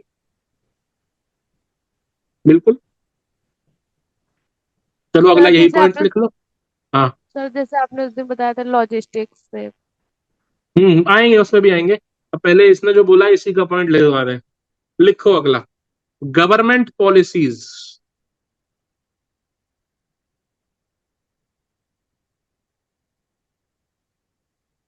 मैं जो आपको वर्ड लिखवा रहा हूं उसमें सारी चीजें आ जाएंगी। जैसे आप कह रही थी ना दिशा उस टाइम, सर उसके पास पैसे ही नहीं है, उसकी तनख्वाह कम हो गई, तो वो आता हो गया लिमिटेड इकोनॉमिक रिसोर्स में। तो जो आपने अभी पॉइंट बोला वो इसी में आ जाएगा, सरकार की नीतियां। सरकार नहीं तो एलपीजी रिफॉर्म्स लाए 1991 में। Yes sir.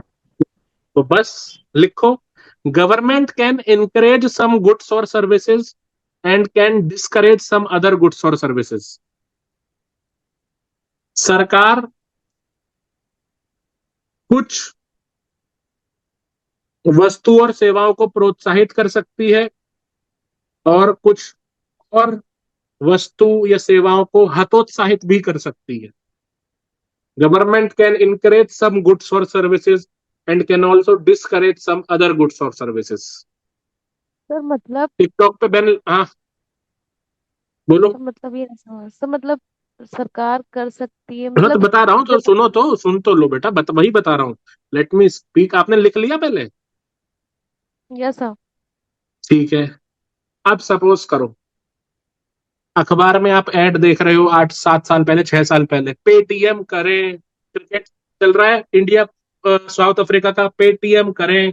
तो ये क्या है? एडवर्टीजमेंट भी ऑफ कोर्स इसको आप कह सकते हो, लेकिन कहीं ना कहीं सरकार भी तो, भाई मोदी जी भी तो आए थे, पेटीएम यूज करो, आज से 6 साल 5 साल पहले आए थे, नहीं आए थे? तो सरकार उसको ईज कर रही है। और आज के टाइम पे क्या है सिनेरियो? पेटीएम को आरबीआई की फटकार पड़ी है, यस तब सर। सरकार यस उसको सर। रेगुलेट कर रही है। अब टिकटॉक है, टिकटॉक को बैन कर दिया, और अभी हम कहते हैं भाई टिकटॉक सब्सिडी मिलेगी, जो टिकटॉक यूज करेगा उसको सरकारी नौकरी में आवेदन करने के लिए छूट, रिलैक्सेशन 30%। तो ये कौन तय कर रहा है? सरकार की नीतियां, गवर्नमेंट पॉलिसीज। तो कुछ गुड्स और सर्विस को वो प्रमोट, या प्रमोट तो वर्ड गलत है, एनकरेज कर रही है, प्रोत्साहित। जैसे आज का टाइम पे मेक इन इंडिया, यहीं पे बनाओ, सेमीकंडक्टर इंडस्ट्री बनाओ, ग्रीन हाइड्रोजन बनाओ, सोलर पैनल बनाओ। जैसे आज से याद हो 2015-16 में एलईडी बल्ब वितरण, एलईडी बल्ब खूब बिके, लोगों ने खूब लिए, सब्सिडी भी दी सरकार ने। आज के टाइम मैंने तुम लोग को कौन सा टॉपिक पढ़ाया था क्लास द करंट में, सोलर पैनल वाला, याद करो। सर प्रधानमंत्री सूर्योदय योजना। हाँ, उसमें क्या था? यानी सरकार कर रही है ना, और यही सरकार सोलर रेस्ट्रिक्ट कर पैनल। दे किसी चीज को, नहीं भाई साहब ये नहीं करना। क्लियर हो गया शिवानी? क्लियर। चलो अगला लिखो, जल्दी जल्दी लिखो यार, 6 बजने वाले हैं। और क्या हो सकता है? Nature of goods.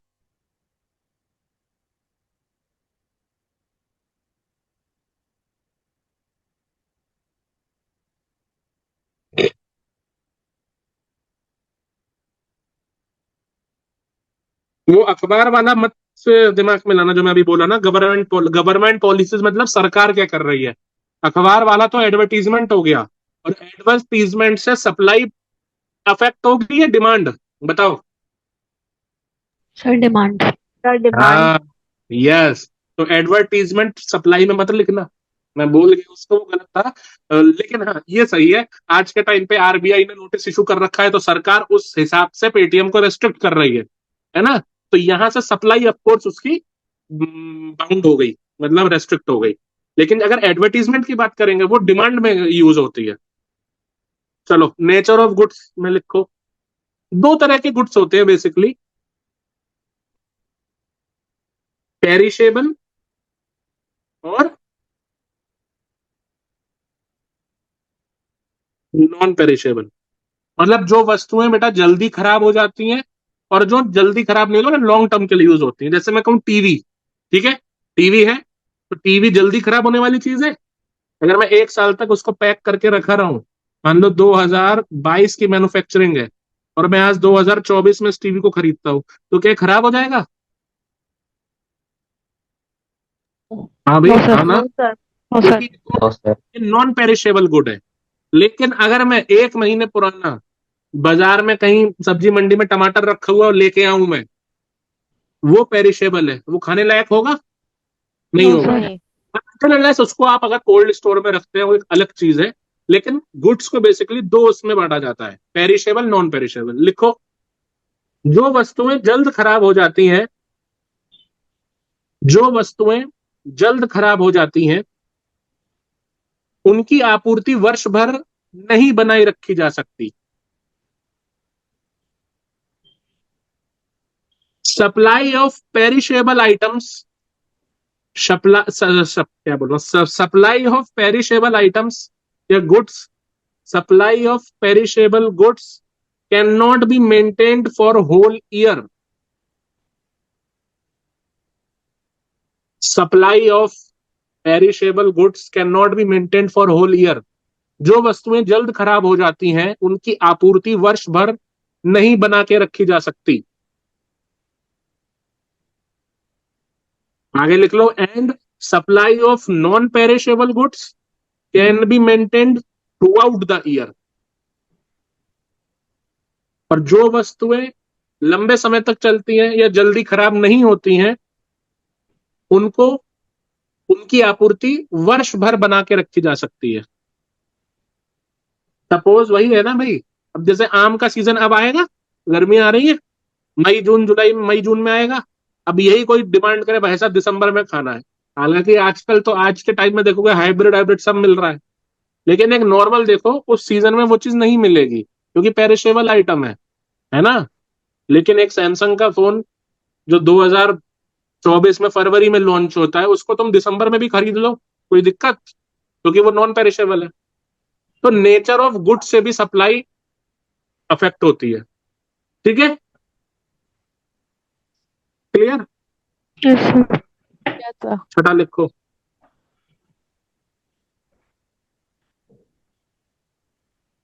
Cost of production,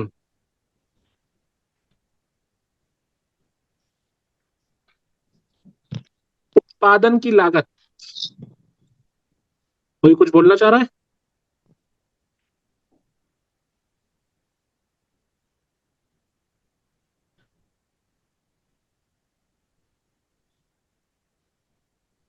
simple है, सेल्फ एक्सप्लेनेटरी।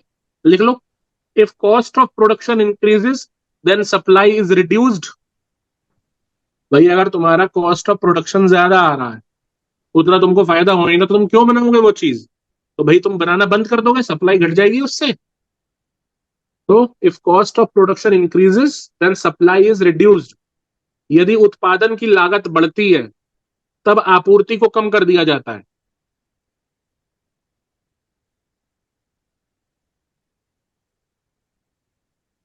समझ में आया? Yes sir. जैसे चाय की दुकान तो हर कोई लगा रहा है, ठीक है, एमबीए चाय वाला, बीबीए चाय वाला, हर कोई। लेकिन रॉकेट सिर्फ एलन मस्क ही बना रहा है, और कोई क्यों नहीं बना रहा? मतलब प्राइवेट प्लेयर्स की वैसे बात कर रहा हूं मैं। रॉकेट की फैक्ट्री क्यों नहीं है इतनी? सर इतना क्योंकि पैसा नहीं है कॉस्ट सब ऑफ पे। Product, yes, cost of production ज्यादा है, कैपिटल ज्यादा लग रही है। ठीक है, इसमें कोई डाउट? No sir. तो यदि तो सर उत्पादन की लागत बढ़ती है, तब आपूर्ति को क्या कर दिया जाता है? कम। अगला लिखो। सर इसमें लोगों के बिलीव्स और फेस्टिवल वगैरह भी हो सकते हैं ना? जैसे जैसे कि अब नवरात्रे आ रहे हैं, तो अब क्या हम्म, होगा कि बहुत सारी चीजों की डिमांड बढ़, मतलब बहुत सारी चीजों की सप्लाई भी मार्केट में बढ़ जाएगी, जैसे चुन्नी हो गई, नारियल हो गया, या फिर अब हो ही गया था तो मार्केट में कलर्स बड़े की सप्लाई बड़े और डाउट बढ़ गई। होते हैं यार तुम लोगों के। हाँ, क्यों नहीं, बिल्कुल, फॉर दैट टाइम बिंग। हाँ, तभी तो स्पेसिफिक टाइम बिल्कुल, लिखा है वहां पे डेफिनेशन यस में। यस, हाँ, बिल्कुल बिल्कुल बिल्कुल। लिखना है ये वाला पॉइंट, नवरात्र वाला लिखवा दे। नॉट नॉट चलो, बेसिकली नवरात्रि, अभी होली भी गई थी और हाँ कलर्स। ठीक है, समझ गया मैं। चलो अगला लिखो। टेक्नोलॉजी। और लोग के समझ में आ रहा है? तुम लोग बोर और तो नहीं हो गए यार? दो तीन ही बच्चे बोल रहे हैं यार, बने हुए तो सब है। चलो बढ़िया। टेक्निक से भाई क्या हो सकता है? अगर इम्प्रूवमेंट होगा टेक्नोलॉजी में तो सप्लाई घटेगी बढ़ेगी? बढ़ेगी बढ़ेगी। सर। हाँ, बढ़ेगी। बढ़ेगी तो लिख लो। With improvement in technology supply सब, क्या हो गया मेरी दीप को, with improvement in technology supply also increases. तकनीक बढ़ने के साथ आपूर्ति में भी वृद्धि होती है। भाई नॉर्मली देखो, पहले के टाइम पे आप ऑफलाइन कोचिंग में जाते थे, आज से 7 साल पहले, 6 साल पहले, 5 साल पहले। अब ऑनलाइन आ गया, सब अलग अलग अपने स्पेस में बैठे हुए हो। मैं यहाँ से पढ़ा रहा हूँ लखनऊ से आपको, आने वाले, तो इससे क्या हुआ? एक सप्लाई इंक्रीज हो गई ना। कितने प्लेयर्स आ गए मार्केट में, यूट्यूब में हर जगह है। हमसे सीखिए अंग्रेजी, एसएससी निकालिए, यूपीएससी निकालिए पहली बार में। तो सप्लाई कितनी बढ़ गई? क्योंकि टेक्नोलॉजिकल एडवांसमेंट आ गया। आने वाले टाइम में और आ सकता है, क्या आ सकता है? ऑगमेंटेड रियलिटी का नाम सुना है?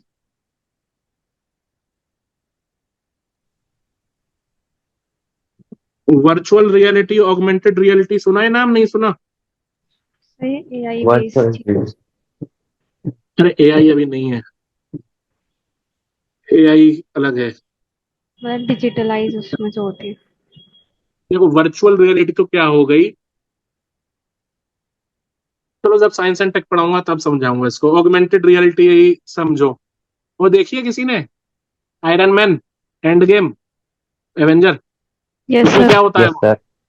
देखिए तो वो कैसे वो मरने के बाद भी अपनी बेटी से बात कर रहा है कहीं बैठा हुआ, that is augmented reality. Suppose मैं हूं, मैं आपको भी पढ़ा रहा हूँ और मैं एक जगह कहीं और भी पढ़ा रहा हूँ same, that is augmented reality. Of course छू के देखोगे तो मैं वहां नहीं होऊंगा, लेकिन पूरा मेरी ही जैसा आदमी, मेरी ही आवाज, सब वो बिल्कुल चल रही है। तो ये ऑगमेंटेड रियलिटी। तो आने वाले टाइम में ये भी टेक्नोलॉजिकल एडवांसमेंट हो जाएगा। एक ही इंसान 6 जगह क्लास ले रहा है और बैठा हुआ है आराम से ऑस्ट्रेलिया में, साउथ ओशन रोड पे, है ना? तो कहने का क्या मतलब है? टेक्नोलॉजिकल एडवांसमेंट जितने होंगे उतना सप्लाई बढ़ेगी। जैसे, ये तो चलो आज की बात कर लिया, पुरानी बात आ जाओ 200 साल पुरानी। इंडस्ट्रियल रेवोल्यूशन, औद्योगिक क्रांति आई ना, पहले हैंडलूम्स होते थे, इंडस्ट्रियल रेवोल्यूशन आया, पावर लूम्स आ गए। तब पावर लूम्स आ गए तो प्रोडक्शन बढ़ गया, यानी सप्लाई बढ़ गई। एक आदमी हाथ से सूत काट रहा है, ठीक है, तब जाके कपड़ा बन रहा है, और यहाँ पे पावर लूम्स आ गए, 1 घंटे में बन रही हैं 1000 शर्ट्स। तो प्रोडक्शन इंक्रीज हुआ, यानी सप्लाई इंक्रीज हो गई। सो विद टेक्नोलॉजिकल एडवांसमेंट या with improvement in technology supply got also increase. तकनीक के बढ़ने के साथ आपूर्ति में भी वृद्धि होती है। Is that clear? Yes sir. अगला लिखो। और क्या हो सकता है? वो एक कौन बोला, तबस्सुम बोली थी ना, लिखो। मीन्स ऑफ ट्रांसपोर्टेशन, वही लॉजिस्टिक जिसको कहते हैं।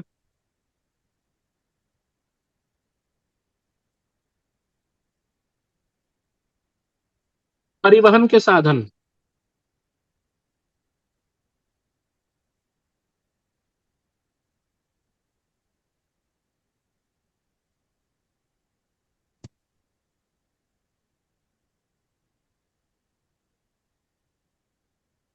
भाई कैसे, ये कैसे अफेक्ट करेगा? भाई हम जो इधर लोग रह रहे हैं, पंजाब, हरियाणा, यूपी, मध्य प्रदेश तो नंबर वन पे है, गेहूं दालों में है नंबर वन पे, ठीक है। तो गेहूं दाल इधर उत्पादन ज्यादा है। अब ठेठ हम बात करें उड़ीसा की, ठीक है, वहां पे गेहूं का उत्पादन उतना नहीं है। तो ऑफ कोर्स पहले तो चीज नहीं मिलती थी, लेकिन जब ट्रांसपोर्टेशन आया, रोड्स बने, रेल्स बने, तो वहां का आदमी भी प्रॉपर टाइम से डेली बेसिस पे गेहूं खा पा रहा है। शुगर मिल्स वहां नहीं है इधर इस रीजन में, लेकिन यूपी हो गया, महाराष्ट्र हो गया, पंजाब इधर है, तो चीनी हर जगह पहुंच रही है। तो ये कैसे पॉसिबल हो रहा है? Means of transport. अगर ट्रांसपोर्टेशन अच्छा होगा तो सप्लाई बढ़ेगी, और नहीं होगा तो क्या होगा? घटेगी। दोनों हो रहेगी। 2021 में आप लोग का 3 साल पहले और छोटे ही हो गए, सुएज कैनाल का नाम सुना है? हाँ भाई, सुएज कैनाल का नाम सुना है? Yes sir. सर कि जिसने जितने तेज से यस सर बोला है, बताओ कौन कौन से समुद्र को कनेक्ट करता है? होशियार बच्चे बोल ही नहीं रहे थे सर हाँ पता है कि नहीं, क्यों पता है सर, अगला क्लाउड बोलेंगे। कौन कौन से सी को कनेक्ट करता है ये, बिना देखे बताओ। इतिशा बताओ।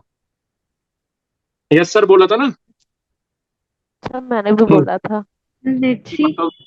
तो तुम तो अभी तक बता ही चुकी होती शिवानी, तुमने भी कहाँ बताया। ठीक है, मेडिटेरियन सी या रेड सी। ठीक है, तो रेड सी यहाँ बना देता हूं मैं, और कोई कुछ नहीं बोलेगा, चुप रहेगा। और यहाँ मेडिटेरेनियन हो गया। और इसके आसपास क्या है? मैंने बस नाम सुना है। बस वो आवाज से समझ गया मैं, कोई बात नहीं। यहाँ पड़ता है रेड सी, इसीलिए कहता हूँ। कौन सा हो गया? भूमध्य सागर, और ये लाल सागर। खैर बात सुनो, ये मैपिंग बेटा काम करो तुम लोग, है ना? धीरे धीरे होंगी चीज, एक चीज में नहीं होगी। दो, ये कब बनी थी सुएज कैनाल? 1869। उधर गांधी जी पैदा हुए, और इधर क्या बन गई? Suez canal. ये अपने आप में बहुत इंपॉर्टेंट ट्रेड रूट है तब से ही। 150 साल से ऊपर हो गए, ज्यादा ही, 200 कुछ हो जाएंगे, है ना, आने वाले टाइम में। तो ये बहुत इंपॉर्टेंट ट्रेड रूट है, और पूरे ग्लोबल ट्रेड का लगभग अच्छा खासा चंक यहाँ से जाता है। और ये होती कैसी है कैनाल, पता है क्या होती है? ये बनाई जाती है, मैन मेड होती है ऑफ कोर्स, बहुत पतला सा रास्ता। तो 2021 में क्या हुआ, एक एवर गिविन करके कोई नाम था, देख लेना तुम नेट पे, एवर गिविन करके शिप था। ये शिप इस सुएज कैनाल में फंस गया था। एक शिप पूरी तरीके से फंस गया, कई दिन महीने, और काफी वर्ल्ड का ट्रेड इससे डिस्टर्ब हुआ था। इसके आसपास बताते हैं दोनों तरफ भाई पीछे से और माल आ रहा है, इधर से वाले इधर से आ रहे हैं, इंडियन ओशियन से। लगभग 370 के आसपास शिप्स इसमें फंस गए थे, और ये वर्ल्ड का बिजिएस्ट रूट माना जाता है, बिजिएस्ट रूट और मोस्ट इंपॉर्टेंट। और जो इजिप्ट है, आप जब मैप देखोगे तो यहाँ पे जहाँ सुएज कैनाल है, यहाँ पे एक कंट्री है इजिप्ट, मिस्र जिसको कहते हैं, उसका बहुत बड़ा रेवेन्यू का सोर्स है ये सुएज कैनाल, क्योंकि उसी के देश से पास होती है, तो सबसे टैक्स लेता है। वापस आ जाओ, रतन सिंह के पापा समर सिंह, अलाउद्दीन खिलजी, टैक्स लिया था जब राजस्थान से जा रहे थे चित्तौड़ से होते हुए। चीजें Yes, sir. सब चल रही, कनेक्ट करके पढ़ो। हिस्ट्री हमको ये सिखाती है कि कोई भी चीज बिना इकोनॉमी के नहीं होगी, और इकोनॉमी कैसे जनरेट होगी? ज्योग्राफी से। ज्योग्राफी होगी आप, अब ये ज्योग्राफी ही तो है कि मिस्र देश यहाँ पे है, अगर मिस्र ना होता तो ना कमा पाता। तो सुएज कैनाल में फंस गया ये बाहर, एवर गिवन करके था शिप का नाम, फंसा रहा कार्गो शिप। तो इससे कितनी सप्लाई बाधित हुई, वर्ल्ड का ट्रेड कितना। यहाँ लोग बैठे हैं इंडिया में और कंट्रीज में, भाई साहब ये माल नहीं आ रहा, आईफोन के चार्जर नहीं आ रहे, क्या करें? भाई साहब शिप फंसे पड़े हैं 370, काफी समय बाद ये निकला। ठीक है, तो मीन्स ऑफ ट्रांसपोर्टेशन लिख लो। If means of transportation increases, then supply also increases. If means of transportation increases, then supply also increases.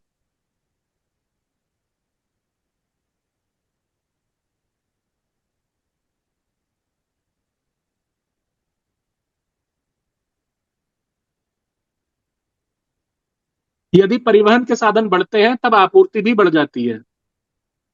And if some disturbance occurs in means of transportation then supply also get affected.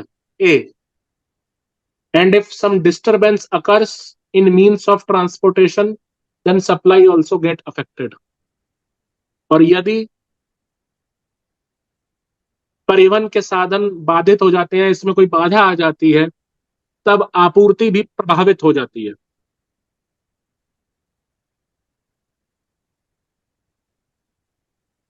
तब आपूर्ति भी प्रभावित हो जाती है। ठीक है जी, get clear? Yes sir. आगे लिखो टाइप्स ऑफ सप्लाई, जल्दी जल्दी लिखो।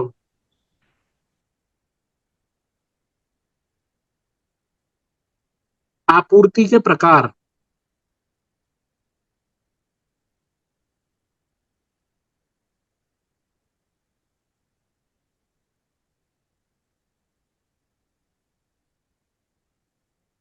क्या क्या हो सकते हैं? लिखो पहला, बाजार आपूर्ति, मार्केट सप्लाई।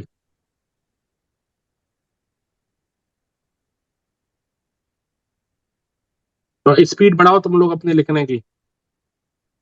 लिखवाने का एक कारण ये भी है ताकि आपकी स्पीड अच्छी हो, शब्द आप कैसे लिखते हैं, सही लिखते हैं या नहीं। तो भाई मार्केट सप्लाई क्या हुई? रोजमर्रा की चीजें, डेली जो मार्केट्स में आ रही हैं, जैसे दूध, सब्जी, फल, मछली, अंडा, ये सब चीजें। ठीक है, लिख लो। Supply which is done on daily basis in the market. Supply which is done on the daily basis in the market, वह आपूर्ति जो बाजार में दैनिक रूप से की जाती है। वह आपूर्ति जो बाजार में दैनिक रूप से की जाती है। The supply which is done daily in the market. Example, vegetables, milk, egg, fish, fruit, bread, newspaper लिख लो, डिफरेंट एग्जाम्पल हो जाएगा।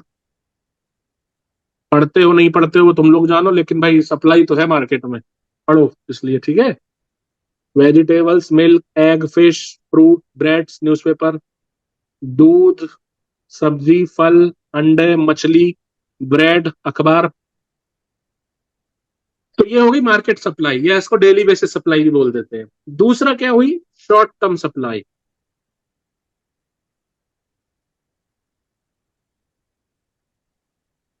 अल्पकालिक आपूर्ति।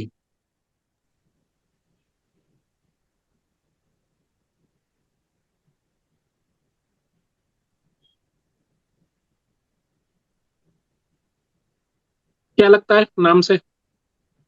जो एक कम हम्म टाइम के लिए आती है मार्केट में, जैसे वही फेस्टिवल सीजन वाली चीजें, होली के ना कलर्स। ना ना ना ना ना ना ना ना ना, कहाँ शॉर्ट टर्म सप्लाई कम टाइम के लिए नहीं आती है। जो सप्लाई कम टाइम में आपको उपलब्ध हो जाती है, इससे उसका मतलब है कि तुम्हारा अभी कुछ खाने का मन है। क्या खाने का मन है? कुछ भी है, मान लो समोसा, कचौड़ी, चाय, मोमोज, हनी चिली पोटैटो, जो भी तुम बच्चे लोग खाते हो, जोड़ लो। अब तुम गए मार्केट में, खटाक से तुम्हें दे दिया उसने और आपने खा लिया, आपूर्ति हो गई। ये शॉर्ट टर्म है। मतलब जो अब यही ऑन मैं 24/7 अवेलेबल रहती है, मतलब 24/7 भी नहीं, मतलब जो हाँ ऑन मतलब टाइम कह सकते हैं, रहती है, रेडीली अवेलेबल है, ऑफ वो सब। कोर्स। हाँ, दूसरा अगला क्या होगा? लॉन्ग टर्म सप्लाई, जिसमें अधिक समय लगता है। अब आपको कहिए भाई साहब मुझे इसी कलर की रोल्स रॉयस चाहिए, तो वो कहेगा भाई साहब ठीक है बना दूंगा जैसा कलर चाहते हो, लेकिन 2 महीने लगेंगे, इसमें 6 महीने लगेंगे, साल भर लगेगा। तो ऐसी चीजें जिसमें टाइम ज्यादा लग रहा है, वो क्या हो जाएंगी? Long term supply. इसका मतलब इस तुम लोग लिख ही लो भाई डेफिनेशन। ये मत समझो कि लॉन्ग टर्म के लिए जो सप्लाई चल रही है शॉर्ट टर्म के। हाँ, जिस सप्लाई को मिलने में, यानी आपको, जो आप कंज्यूमर है, वो इजीली अवेलेबल जिसके लिए, लिखो वह आपूर्ति जिसे पूरा करने में कम समय लगता है। The supply which takes less time.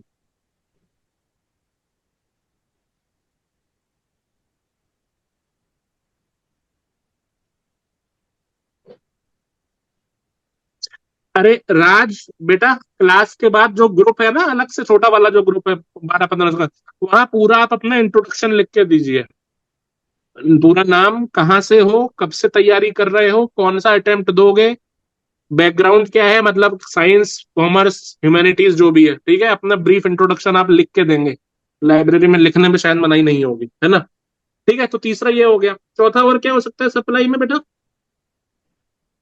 वहां डिमांड में क्या था, ज्वाइंट वाला कुछ था, यस सर। Yes sir. तो लिखो ज्वाइंट सप्लाई।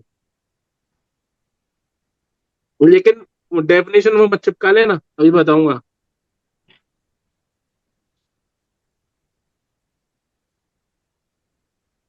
संयुक्त मांग, भाई इसमें क्या है संयुक्त मांग? मतलब आप सोच रहे हो मांग नहीं, क्या लिख गया मैं, आपूर्ति।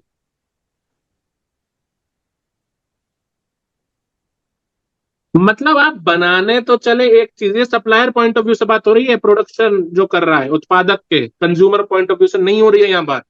आप हो उत्पादक, आप कोई भी चीज बना रहे हो लेकिन उसके साथ दूसरी चीज ऑटोमेटिकली बन जा रही है, एज अ बाई प्रोडक्ट जिसको बोलते हैं, सह उत्पाद।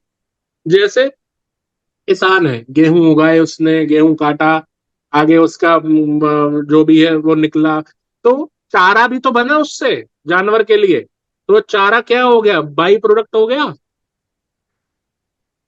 तो दो चीज की सप्लाई एक साथ हो गई, ज्वाइंट सप्लाई हो गई। हाँ भाई, जी सर। दही बनाई, दही से बना छाछ, मट्ठा बनाया, मक्खन अपने आप बन गया, तो क्या हो गया, वो यस बाई सर। प्रोडक्ट हो गया। लिखो, when supply of more than one good is done simultaneously as a byproduct, when supply of more than one goods is done simultaneously as a byproduct, जब एक से अधिक वस्तुओं की आपूर्ति, जब एक से अधिक